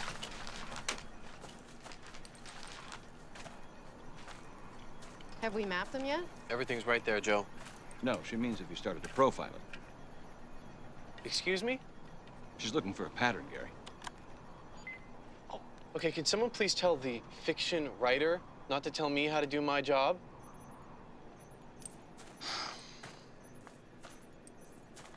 The first storm hit here, then there were 2 more. Look, the whole area is unstable. There's storms popping up everywhere. There's a mandatory evacuation of 5 counties, including this one, by the way. And it does look like it's growing, but I can't make out any discernible pattern yet. Other than the fact that there is no pattern. Thought I just said that. You did, Gary. What are you guys, twins? Relax, guys. We're all trying to figure this out. Look, Joe, these are completely unpredictable, and we are only getting the signatures after they're formed and too late to do anything about it. And therein lies the pattern. What is he writing riddles now? What is your point, Charlie? In my latest book, my little hero solved the CO2 human emissions problem. But it didn't solve global warming. CO2 levels continue to rise. Pockets of long-buried CO2 melted out of glaciers and receding ice caps. You see, the consequences had consequences, and my little hero was so buried in the human equation, he missed the bigger picture, the systemic reaction. Well, we're still missing the point. He's saying we're not looking in the right place. Took a long way to get there. I'm a fiction writer. We tend to do that. You see, the serifs are simply the match, the storms are the fire. We just have to figure out where the fuel is coming from. I bet you already have an idea, don't you, Charlie? There was a very loud sonic boom during the storm. You heard thunder? No, it wasn't thunder. It was something else. These serifs, you say they make the clouds and then seed them with silver iodide? How exactly are they doing this? They use tiny wind turbines to supply power to their propulsion system, so there's no limit to how long they can stay airborne. Once up, each one has a revolutionary moisture evaporator designed to condense liquid nitrogen out of the upper atmosphere. Upper atmosphere? Thought these were in the troposphere. They are, right at the ceiling, just below the tropopause. It's useless. Chips are fried. We're not getting anything off it. Question. What were your temp readings during your control storms? Normal. The storms don't have any effect on the temps. Oh, they don't? There was a massive change in temperature when the storm hit Harrisford. And there was a near-freezing water that I pulled that thing out of. What are you getting at? What, do you have a marker or a pen? Behind you. Okay. Your serifs are here, taking any moisture in the atmosphere and processing into liquid nitrogen, right? Making this area here extremely dry at first. I mean, even if the clouds form here, this area is nearly devoid of moisture, right? Correct me if I'm wrong. No, you're right. All right. There's a subatomic reaction happening. It's drawing moisture from the upper atmosphere. The effect of this process is creating vertical weather. Come on, you know it doesn't work like that, Charlie. No, it hasn't worked like that. It is now. The boom I heard has got to be the pauses that separate the layers of this atmosphere being shredded apart. That would account for the severe drop in temperature. It would also account for the fact that you can't predict where these storms are coming from. Oh, that is absolute fiction. We've been on this project for 3 years now, and you can't explain why this is happening, can you? Any of you? The reason you can't track these storms is because they're not happening here. They're starting here and forcing their way down. I've heard enough of this. What? Something I said? Damon. Look, Joe, we have a real problem on our hands. I'm not going to stand around here and listen to this joker concoct his next book idea. I know. Well, let's just get the serifs down and collect the data, and then we'll know for sure. What? You did get the order, right? Frank is taking them down. No, the serifs aren't coming. And you're just telling me this now? Look, Joe, calm down, okay? It's not our call. Frank wants them to complete their cycle. If we take him down now, he's going to pull the plug on the whole project. Over my dead body. Joe. Joe.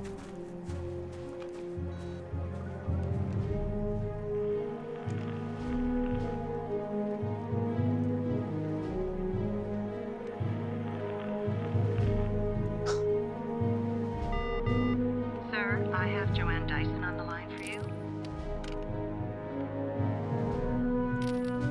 Sir? Take a message. You're telling me you don't see that? See what? I have no idea what you're talking about. It's like a circle or an ellipse. Kind of fades and then darkens. Oh, yeah, and look at that cloud. It kind of looks like a circus clown. Oh, and that one looks like a chihuahua riding a tricycle. I'm serious. No, I think the accident permanently damaged your brain. You still cold? No, not anymore. You? No. Seems to have warmed up a bit, huh? And that's not weird to you? Well, I didn't think much about it. I mean, before it was cold and now I'm not. Yeah, it was near freezing earlier. I mean, normally one would have to be in the deserts of Mongolia to experience a weather change that drastic. And this one happened in, what, course of an hour or less? Eric. It's getting cold again. Okay, we need to find shelter. Eric. What? I'm seriously scared. It's okay. It's okay. We're gonna be fine. I just can't believe that you didn't tell me this earlier. Okay, Joe, just breathe, all right? We've been a little crazy right now, all right? A little crazy. It's still my project, Damon. Well, I don't think Frank sees it that way. Why? What did he say? He said that he financed it, so he owns it. You know. Well, he can't be that dumb. I sense we have a disparity in the chain of command around here. Oh, this guy's powers of perception are outstanding. I also sense that you don't like me.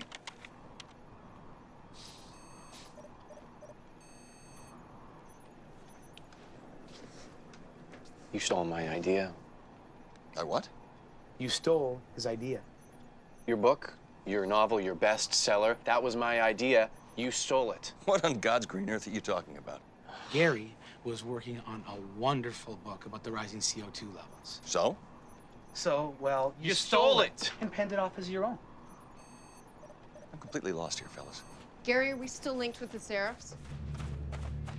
Phil? Well, I believe so. How about control? Yeah, why? Good. Take them down. Wait, Joanne, that is a dangerous game you're playing. Take them down. We can't. Why? Not from here. The kill commands sit with Frank and the department head strictly. We don't have that kind of power. That's garbage. Well, if we can't take them down, then we can sure as heck change what they're doing up there, right? Joanne, I wish you would reconsider, because once you go down this path, there's no coming back. But we could reverse the process. What? Reverse the ionization process. They won't grab any more moisture. They'll simply be redistributing it instead of processing. Okay, we have never done that before. Well, we haven't had to. Will that work? I don't know, maybe. Would work in one of my books. Ah, well, there's the zero gravity thinking we've been looking for. Or maybe it's just zero thinking. Or maybe it's Gary's next bestseller. Gary, can that be done? It would have been done if this guy hadn't stolen it. No, Gary, can we reverse the ionization process? Oh, theoretically, I will try. I'm gonna have to get my resume together after I do, Joe. Whoa, that's not good. What? We've got another cell, a bad one. Where? Here. Guys, the temp just crashed in the test area. Guys. Get the signal out now. How long will it take to reconfigure the Seraphs to reverse the effects? I don't know, Joe. I told you I haven't done it before. Well, hurry. We got a twister!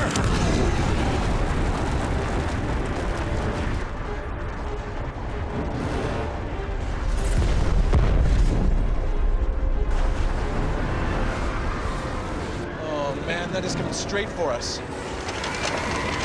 It's freezing everything in its path. Okay, everybody in the trucks, let's go! Come on, let's go! The data, guys, we need the data. No, leave it! Just go get the truck, get these two out of here, come on! Don't leave it! Go! Aim in the truck!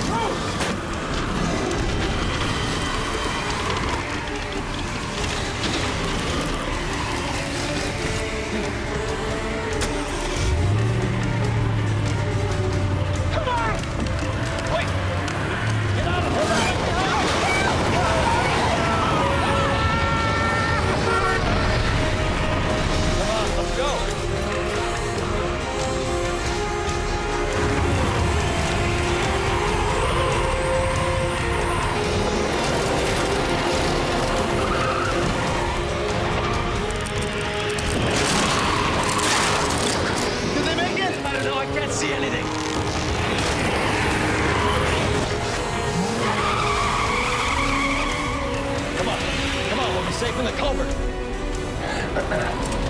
Come on, grab my hand.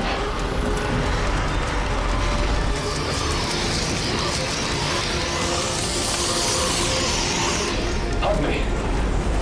Hold on tight. Hold on.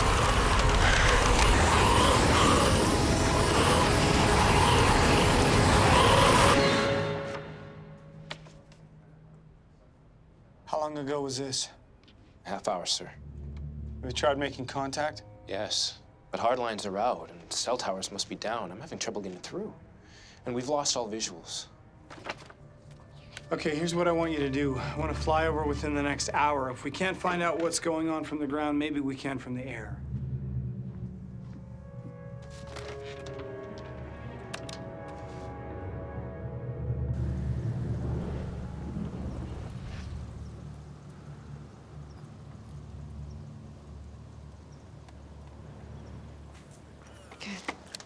Good?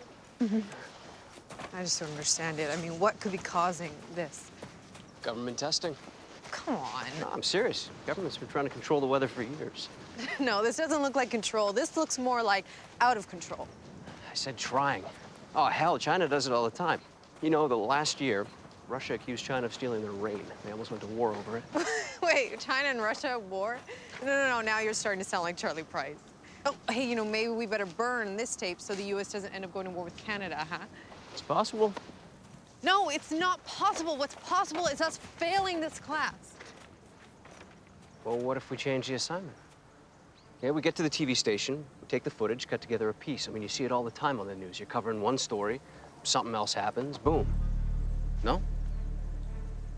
Wow, Eric, that's the best idea you've had all day. You being facetious? No, it's actually a really good idea. I know, right?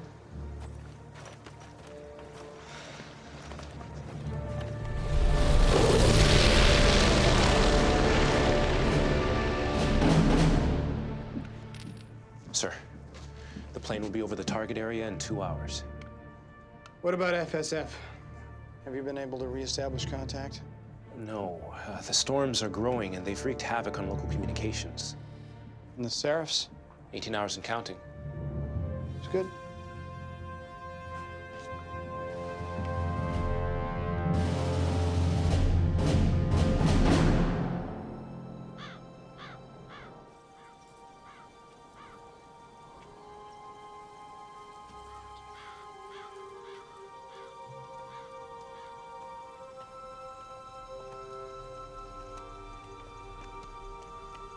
Where'd they go? You think they're okay? I don't know. They got the signal off of the Seraphs in time? I don't think so. Me neither. I swear, if I ever get a hold of Frank. Huh. Government and science don't make good bedfellows, my dear. Don't go there, Charlie. You think it's easy? I didn't say that. You think this is bad? You want to take a snapshot of the Sudan right now? Darfur, Ethiopia? Hundreds of thousands of people are dying. And we're close, Charlie. I understand the world's problems, Joe. So what are you doing about it then? What happened to you, Charlie? You were one of the most promising scientists I ever knew, and you could have done great things, and now you write fiction. Yeah, that's right. Got tired of wasting time. Sitting around for funding for worthwhile solutions to real problems. Well, that's part of it. I also got sick of kowtowing to government whims under the name of science. Thanks. Well, I'd rather try and do whatever good I can than waste my brain writing dime novel sci-fi, waiting for my next movie deal. I mean, who's that helping? Bookstores? Movie studios? Me? Well, good for you, Charlie Price. Hey, let's just try to stay in the same team here. Well, you were never really a team player type, were you? What happened to the hugging? We were hugging. I felt the warmth. Well, I was just trying to stay alive.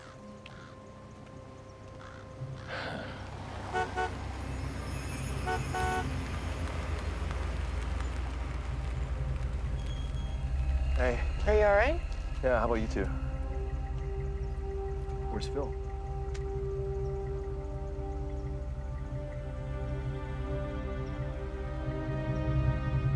Get in.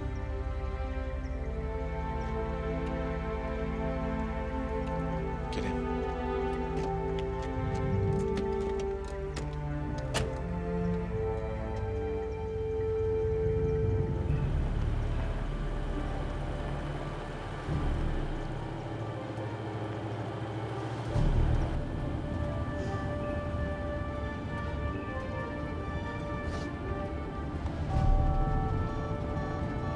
Anything? No. So how are we gonna fix this? Gary? We need a broadband connection. You guys see what I see?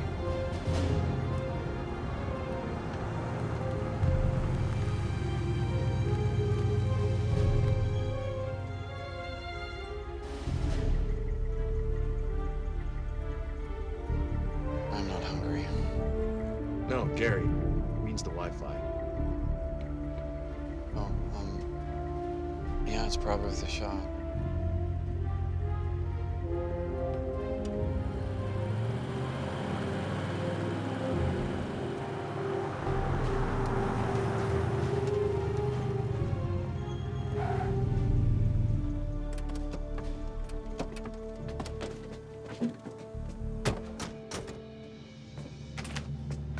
Hello? Hello? There's nobody here. Maybe they're in the storm cellar with Auntie M. Enough with that, Charlie. Remember the mandatory evacuation? Sorry. Bad habit. Keeps me thinking. Didn't realize you were thinking at all. What are you doing? Well, hospitality's a little slow here, Joe. Can you get that table, Damon? Yeah. Phones are still out. If the phones are out, how are we getting online? Wi-Fi runs through the cable modems. They're underground. Ding, ding. Give the writer a prize. Can someone try the lights? Power's out. Oh, for Pete's sake. Well, come on, it's a motel. There's got to be a generator around here somewhere. Bottom line, no power, no modem. No modem, no connection. Let's let the cyber geeks get online. We'll go find the generator. Maybe the hot tub. Are the discs? Hang on.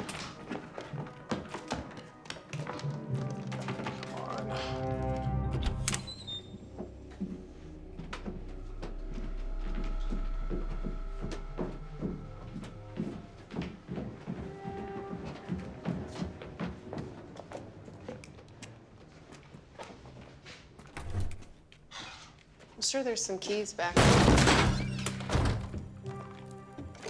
Or you could do that.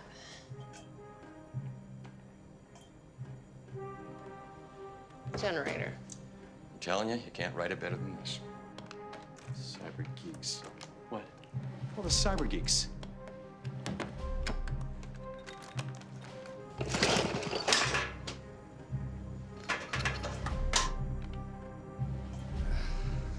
Or maybe you can't. What do you mean? Out of gas. We have gas in the SUV. We can siphon some out. Yes, we do. Where the hell is everybody? I take it they were evacuated and went to be with their families. News? News doesn't sleep, Ashley. They don't close. We're not in New York, Eric. This is small town USA. Don't knock the small town. Our first jobs are gonna be in a place like this. Wonder if they just scrapped the interview with Price altogether. Probably. All right, so where to now? Where to? I want to take this footage and cut it together, break this story. They're not going to. Okay, so let's find a way back to the university. Talking about breaking the story, time's of the essence here. Come on. No, I get it, but this place is closed. Yeah, but how closed? Eric, you're not talking about breaking in, are you? It's not breaking in. We were invited. Eric, it's closed. I don't see a sign. Just think these doors are mistakenly locked. No, breaking and entering is not gonna look good on our resumes. You kidding? It's Reporter 101. Breaking and entering, not getting caught is a cornerstone of our industry. That's how it's done in this field. Like this, huh? You want something bad enough, the universe conspires with you to get it. I wanted a pony as a kid, but I never got it. Yeah. You help me break the story? I'm gonna get you 2 ponies.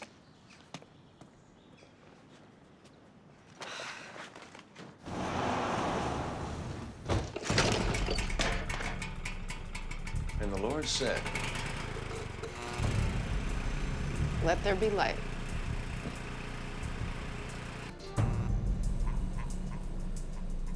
I sure hope this works. It's got to. Okay, I have the uplink. It's weak, but it's there. Will the signal get through? It should.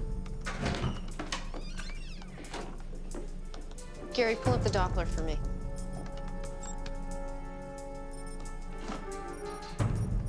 uh-oh. Boy, this just gets better by the minute. It's getting awfully close to Portland. Gary, how much longer? I don't think they're responding.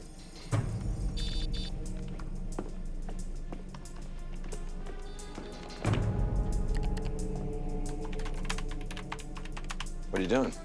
My attempt at an email punch in the face.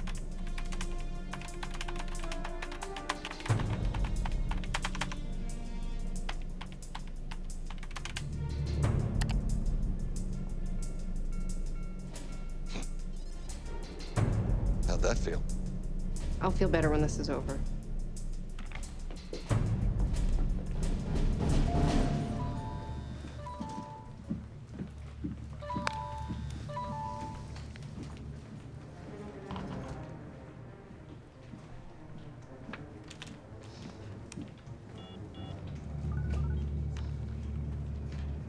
This is Frank.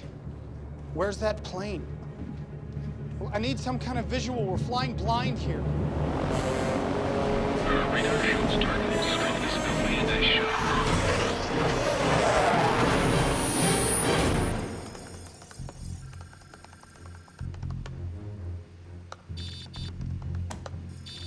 I'm telling you, it's like we're shut out. Frank, Just keep trying. we're losing power. We can't be. The generator's full. Signal's fluctuating. We need more power. We don't have any. Not good. I'll check the Jenny. Wait. I have a link. It's weak, but it's there. What about the Seraphs? They're still holding their pattern. They're not responding. They just aren't responding. We have to override them. Keep trying.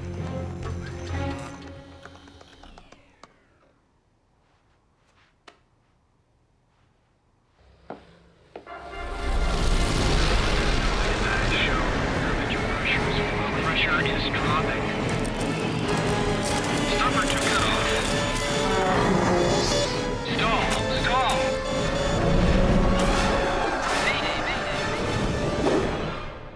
We lost contact with the recon plane. Where's our eye in the sky?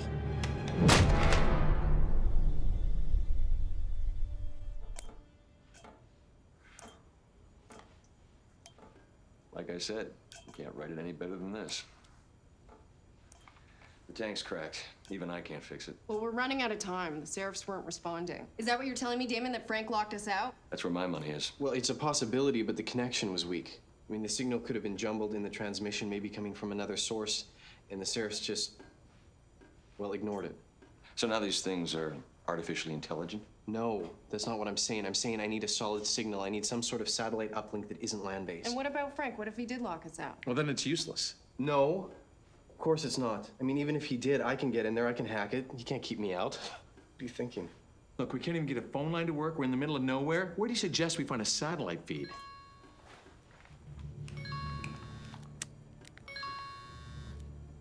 Thank you, Nora. Who? How about a TV station? Yeah, that would work. Where? I'll show you. I'm supposed to be there in an hour. Oh, this is terrific stuff.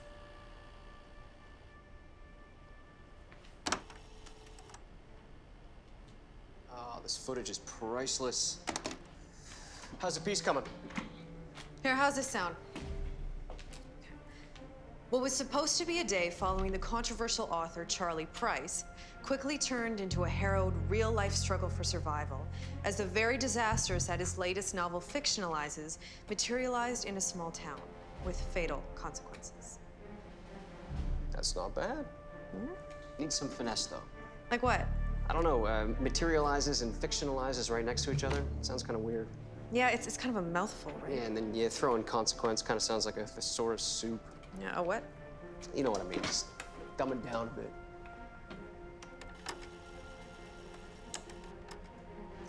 Eric? We better not get in trouble for this. Relax with that already. No one's going to jail for editing. Worst thing they'll do is charge us a rental fee.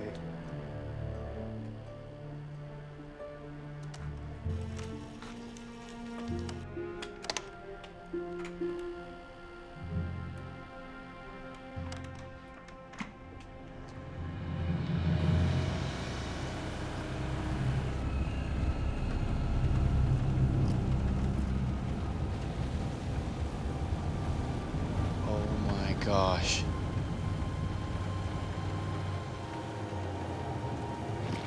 Look at that. It must have been right in its path.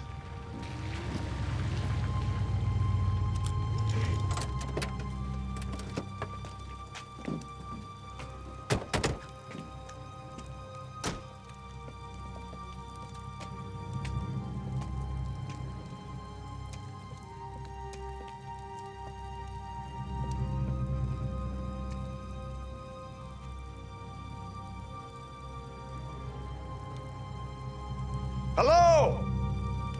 Can anybody hear me?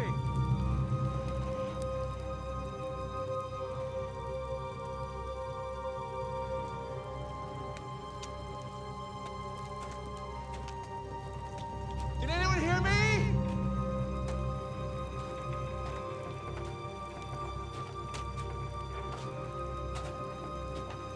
Watch yourselves, guys. Hello? Can anyone hear me?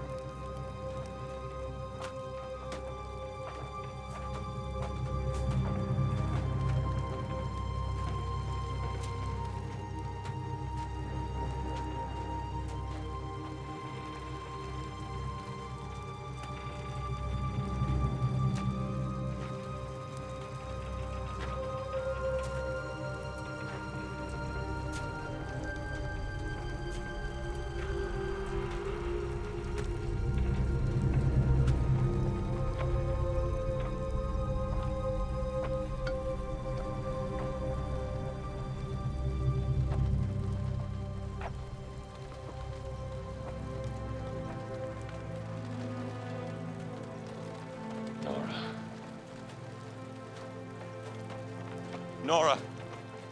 Nora.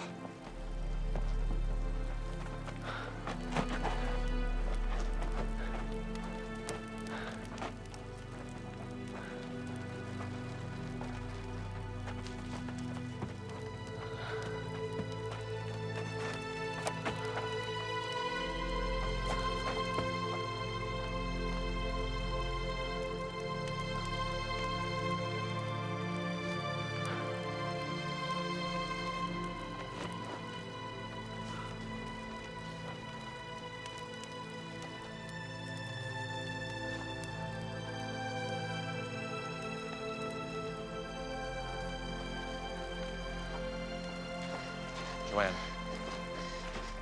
Joanne.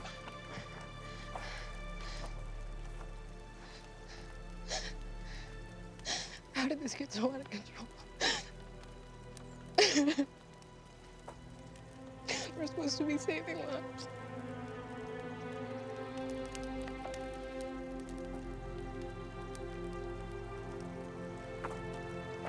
No one wanted this. And how could we know anything this could possibly happen? Because it's our job to know. I mean, how could we be so stupid? And you let Frank take us over. You handed him this. You let him hijack my research. Well, no one else would fund it. And that's the price we've paid. Well, take a good look, because this is our handiwork. We're murderers. And where's Frank? He's in some office somewhere reading the sports pages. Joanne. Joanne! Don't touch me!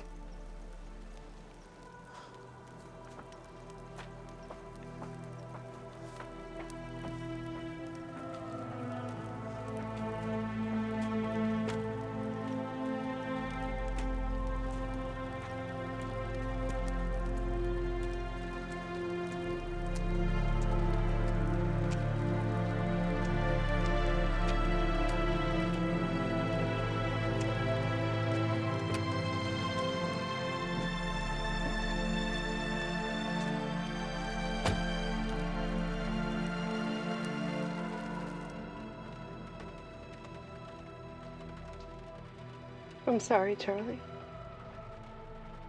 I don't know what to say. You don't have to say anything. She shouldn't have been out here. This is my fault. Don't do that. Why not? It's true. I should have been with her at the hospital instead of snooping around here, pretending I'm still in the game. You can't control these things. What? The weather?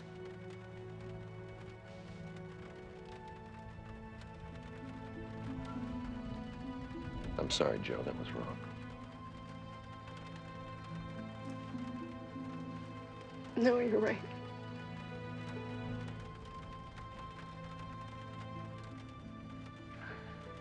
When you start these things, you never expect something like this to happen. But I knew who I was getting into bed with. And I thought I could handle the politics and the bureaucracy, but I guess I'm not strong enough.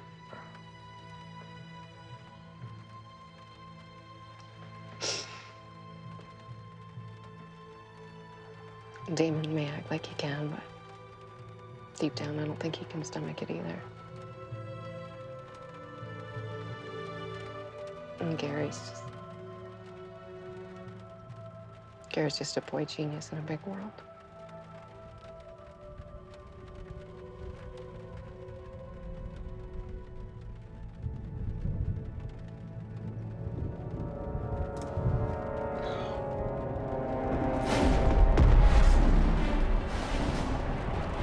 Here we go again. Gary! Damon! Get in the car now! Hurry!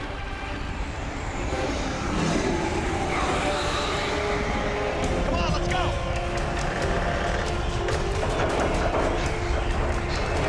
Cool, the Twister's coming. Let's go! Let's go!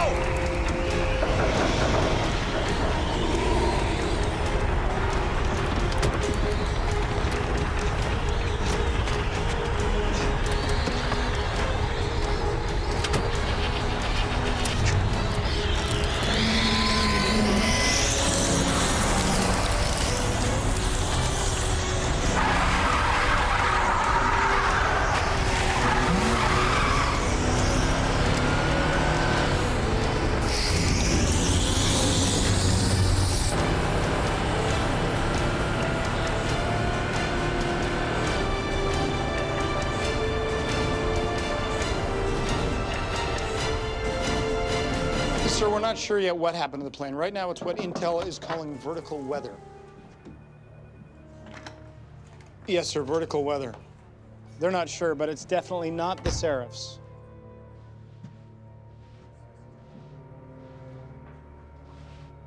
Yes, sir. How long before the Seraphs complete? 39 hours. Okay. I think we have all the proof we need. Time to pull the plug. Sir, there's a problem with that. What's that? Well, they aren't responding to any commands. I don't care. Shoot them out of the sky. I don't need these storms hitting a populated area.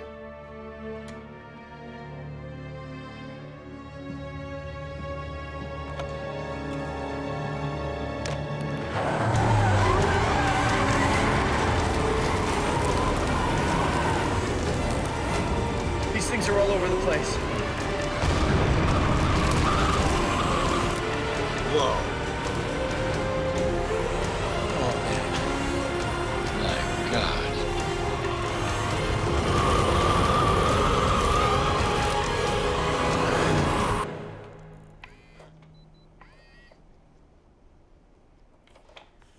Now, we're not sure where these storms are coming from, but what we can say is... Okay, look at me for a minute. All right. ...is that they occur without warning and are accompanied by... Okay. Feel pretty good about it? Yep. Yep, I think so. Let's do it. Okay.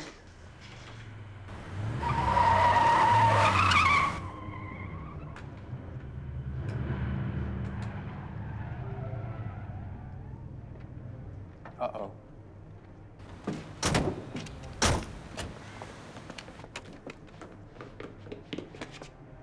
Oh, crap.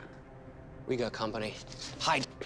Hide? I think you said no one goes to jail for this. Yeah, well, this, maybe. It's just the breaking and entering part I'm a little iffy on, okay? I'm not hiding. Would you... Look at the truck. It says FSF. That's Federal Special Forces. Now, would you get under here? Looks closed. The news is never closed. Hello? Anybody in there? Would you hide? Hey. Special Forces? Really? Look at the truck. I don't think anyone's here. See? Where's the station manager? Not here. Who's in charge? I don't know. So who are you? Eric? Hey, you're Charlie Price. Ash, it's Charlie Price. Yeah, it's Charlie Price. Hi. Wait a minute, who are you again? We're from the university. We were supposed to be doing an all-day interview with him, but there's some crazy weather going on outside. It took our car. We were stranded. Yeah, you guys see what's going on? So neither of you two work here? Yeah, they co-host the nightly news. Try the phones. Oh, don't bother. They're dead. Sorry. We already tried. Yeah, satellite feed's up and running, though. Working on it. Yeah, Gary, get the Doppler up and start tracking these storms. What are you two doing here? Well, we were late to your book signing, so we decided to try and catch you here. We got this crazy footage, Mr. Price. Yeah, it's like something out of one of your books. Footage? You mean you taped this? Yeah, we were just getting ready to put a piece together. Where would that tape be? Sit right there. Oh, great. Thanks. Dude, that's my tape. Not anymore. Hey, you can't do that. Who are you guys? She's right, you know, you can't do that. Reestablish contact. Give them back that tape. So order them down. I told you I've got contact. I didn't say we're in control. We're still locked out. What about the storms? How long do we have? From the looks of it, I'd say only a few hours. A few hours before what? Nothing. You guys testing some kind of crazy weather program? Gary, can you get those things down? Back off, I'm trying. We don't have time. What do you have on that tape? I'm right? What's on your mind, Charlie? Can we get this Frank on the line? It's time to take back control of the situation. Yeah, just how you planning on doing that? I don't know. I'm writing this as we go.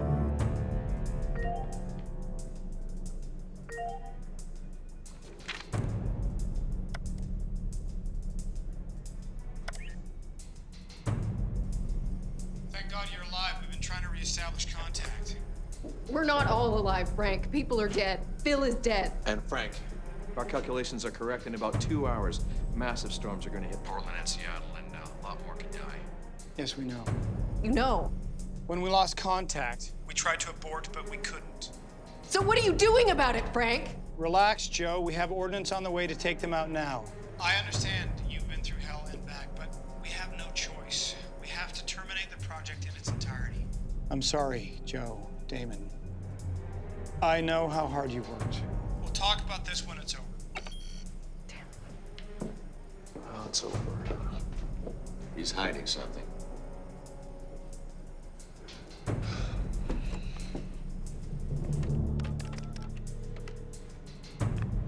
This is Frank. Project Rain Dance is a success. We're terminating the storm sequence.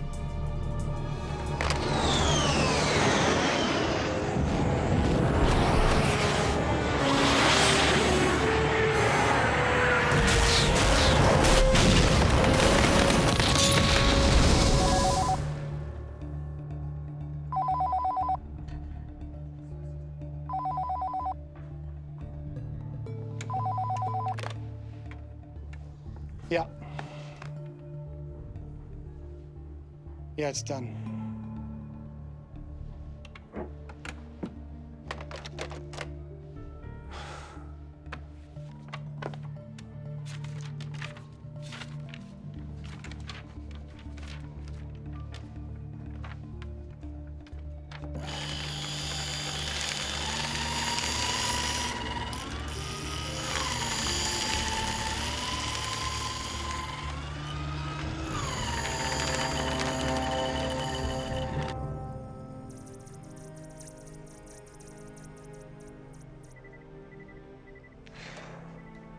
They're down. Serifs are gone. What's a serif?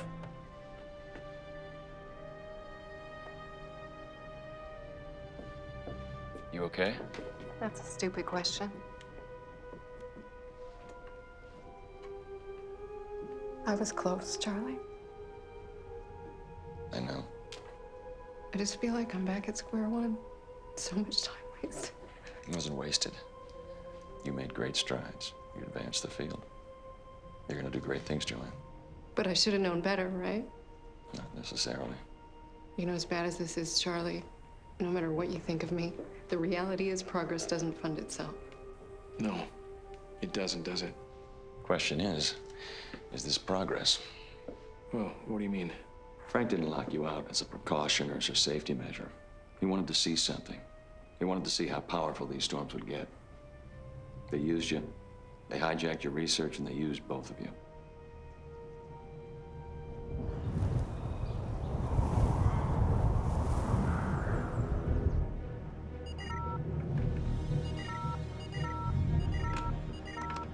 What?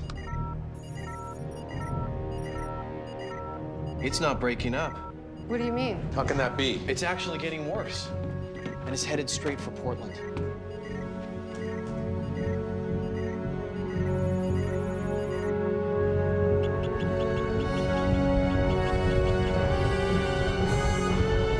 How can it be getting worse? The match is gone, but the fire's still lit.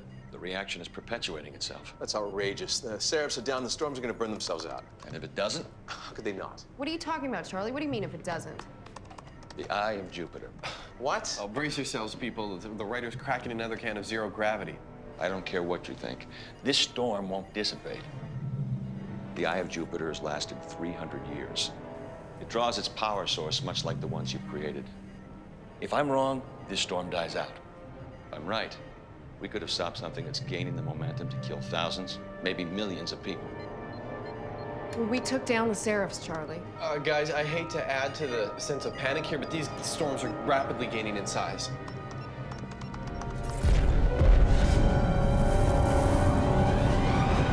What do you mean they're not stopping? The Seraphs are down, right? Somehow the storms are still gaining momentum.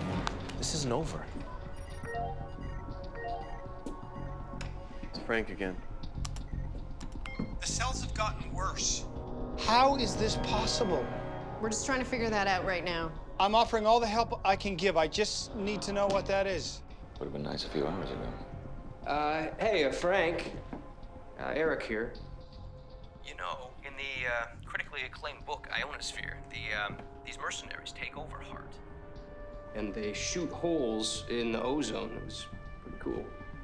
Maybe you could dry out these storms like that? Wow, Eric, you know, it's real sweet. Now, I'm sure Mr. Price thanks you for reading, but it would be best if you didn't speak. Actually, the kid's right. Who the heck is talking? They picked up a few people along the way. It's Charlie Price, Frank.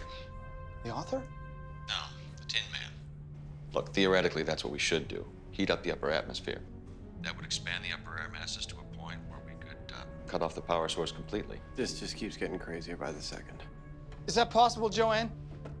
Theoretically. Yeah, I mean, the Hart facility is real. It's really far away. It's in Alaska. Well, actually, the university has a high-altitude array. I mean, it's a smaller facility, but it's similar to Hart. I just need to know if something like that would work. Oh, would it? Joanne? Charlie? Well, Hart could open up the ozone, but we need a heating element, like our reflective satellites, to concentrate the sun's energy where we needed it. That would take me weeks just to cut through the red tape to free up those satellites. What you actually mean, Frank, is you don't want to do it because you don't want your fingerprints all over it. Look, I am offering all the help I can give, but you want it, you take it now. Or what? Guys, I could get this done a lot sooner. Well, what do you think you have me around for? Look, Frank, all I need is access codes for the satellites, and we'd only be borrowing them for a bit. Do you know where this facility is? Oh, 30 miles from here. Just outside Beaverton. Gary, I'll get you those access codes, but I need assurances. Well, you're not getting any. And we're not doing a damn thing till you give Joanne back her program. What? We all know what you did, Frank. You hijacked the research. You locked us out when we could have stopped this. And we have proof.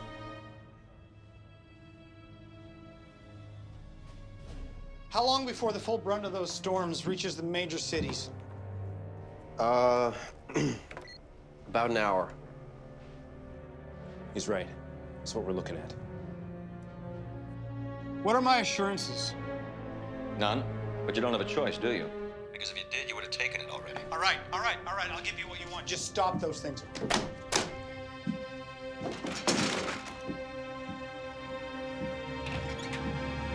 Well, we've got some storms to stop. When this is over, I want Frank's head. And I'll help you get it, but we have bigger problems right now. FYI, hello? If you guys are actually driving to the university, you're going to be heading through the heart of the storms. I love a challenge. Do you love suicide runs? Because that's what you're dealing with. Here, kid.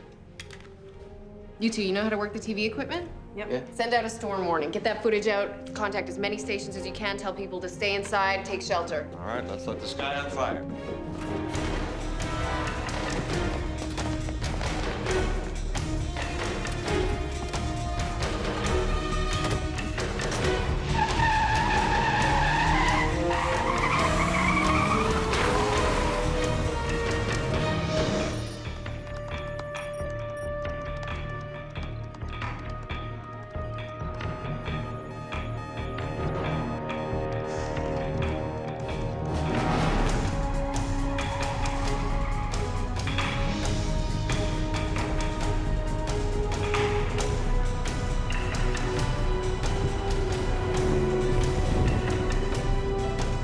Yeah, I got Portland. Go.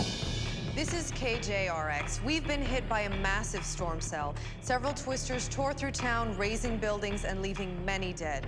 It looks to be headed your way. You need to issue warnings. Come on, Frank, give me those codes.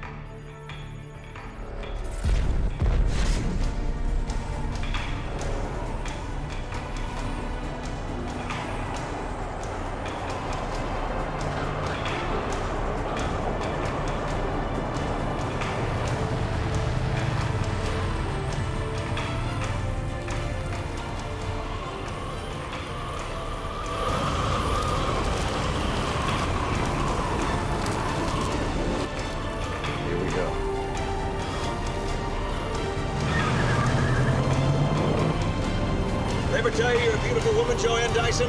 What? I figured now's as good a time as any for a confession.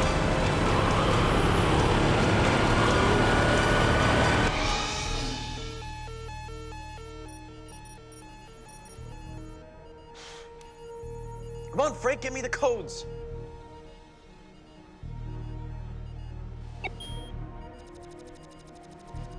Yes. Give me that printout. Hey, are these the access codes? Yup. Can I make a copy of these? Nope. Come on.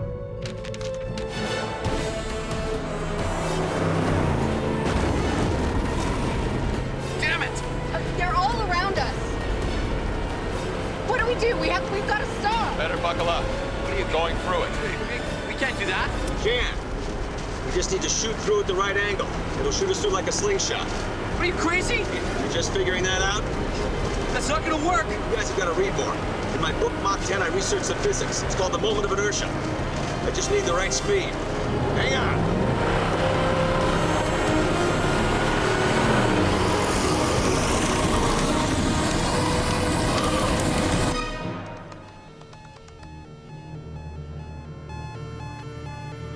Oh, no. What? What's going on? They're not gonna make it. We're gonna make it! Oh, I don't want to die! I don't want to die! We got it. We're gonna make this!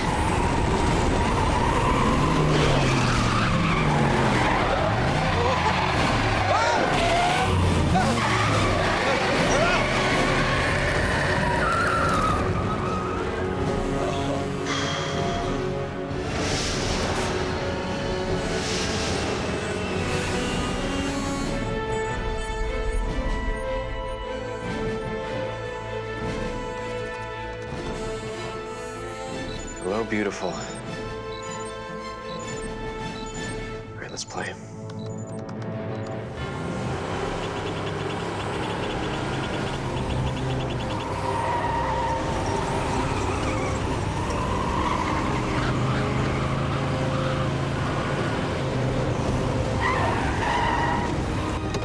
Move! Get inside now! You gotta be kidding me!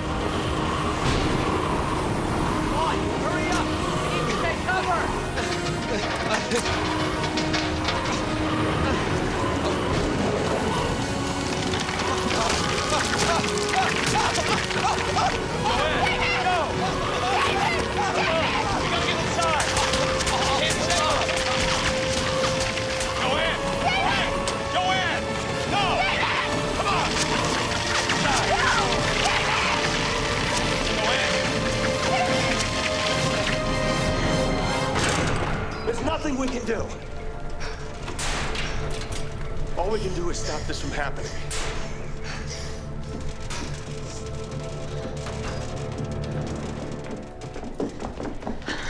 Are you all okay? Unfortunately, not all of us. Is this facility operational? Yes. All right, we don't have much time. We better hurry.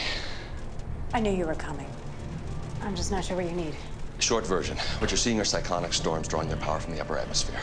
We need to use this facility to punch a momentary hole in the ozone so we can use our satellites to heat the mesosphere so we can extinguish these storms and save millions of lives.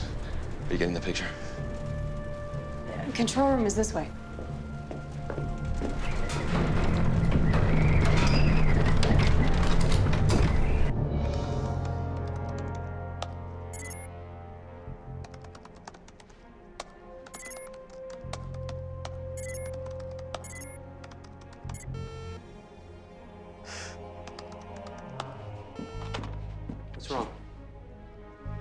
don't think these are the right codes. How could they not be? Well, if I knew that. Try your cases.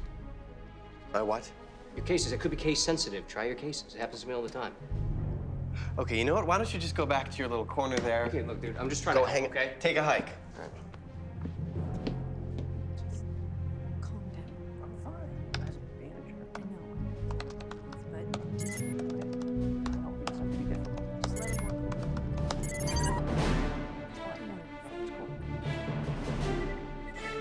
Wow, I'm in.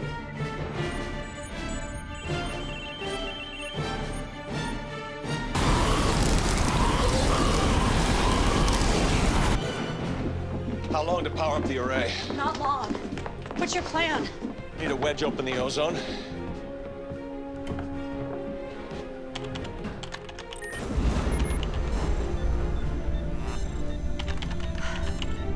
Okay, we're powering up. I hope Gary got those codes. I'm telling you, Joe, you can't write it anymore. Please don't say that stupid line. Nothing good happens when you say that.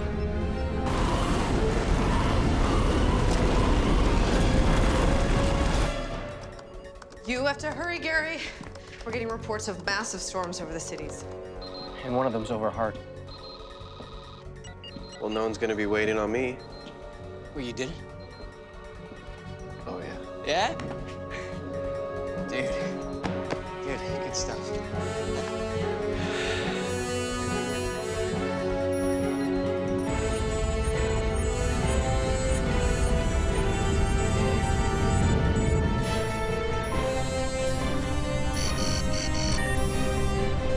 Gary did it.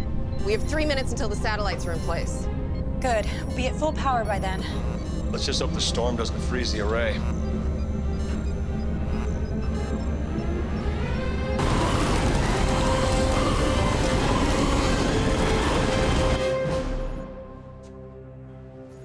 They have control of the satellites. It's all on them now. And the storms? Critical mass. Lord help us.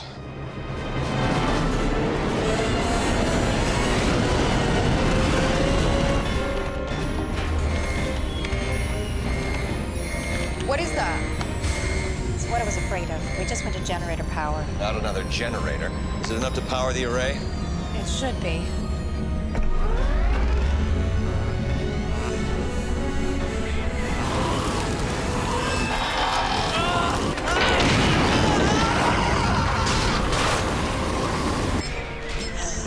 We're out of time. Power's coming back. We're at 75%.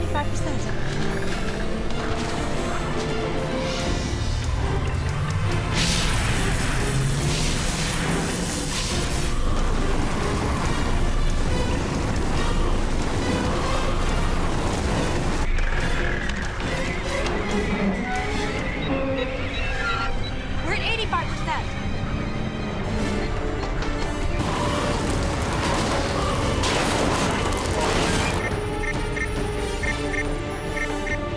Come on, guys, fire it now. Come on, now. Come on, come on!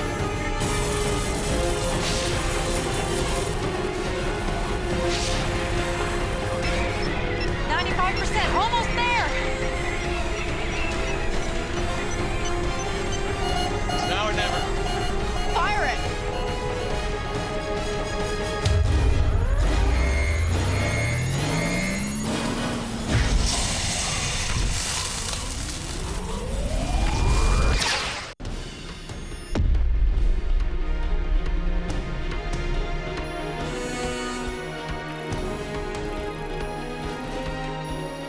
Guys, something's happening. What? What's going on?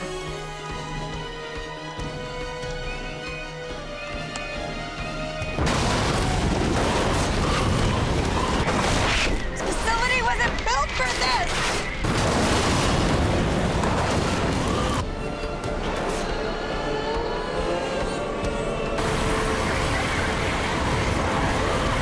Is it working? The beam is getting through.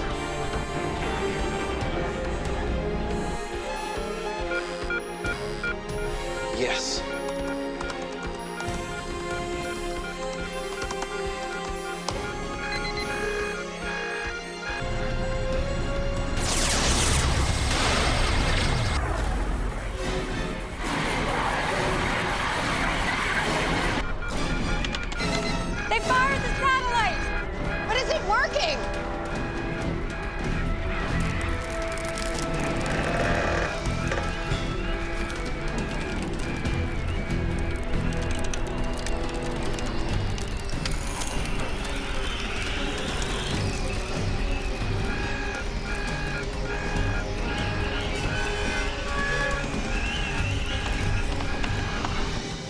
Is it working? I don't know.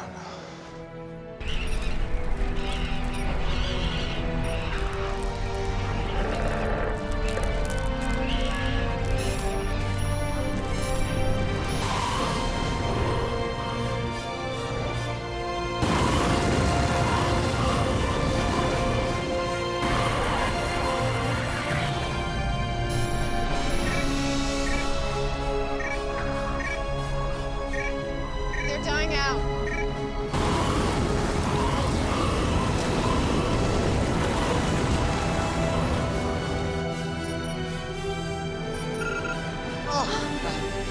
They did it. Yes. Yes. Holy cow, they did it. I can't believe they did it. Huh? Huh? Yeah. They did it. Yes. Sir, I think it worked. I think they did it.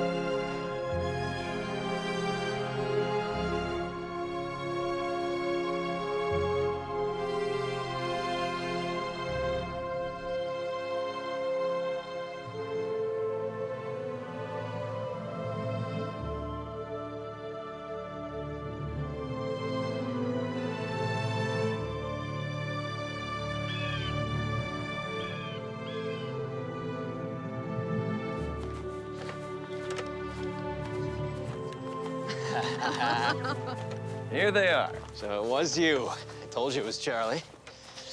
So, what's with all the hush-hush stuff? Why are we meeting so secretively?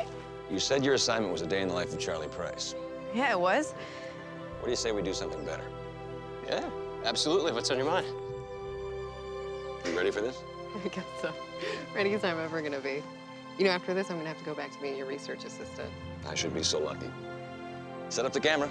All right. It's supposed to rain today?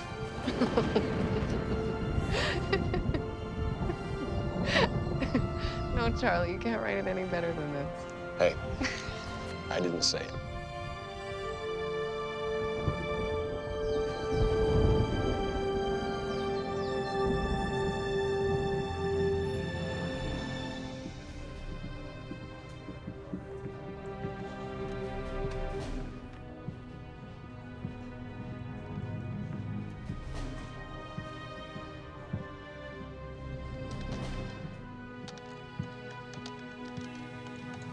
Sir, we have a problem.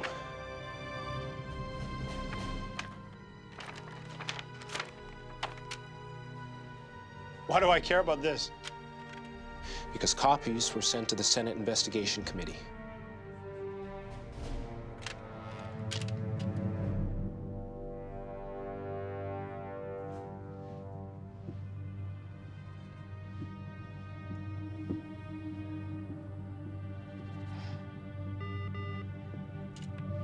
What? Sir, there are a couple of federal agents here to see you.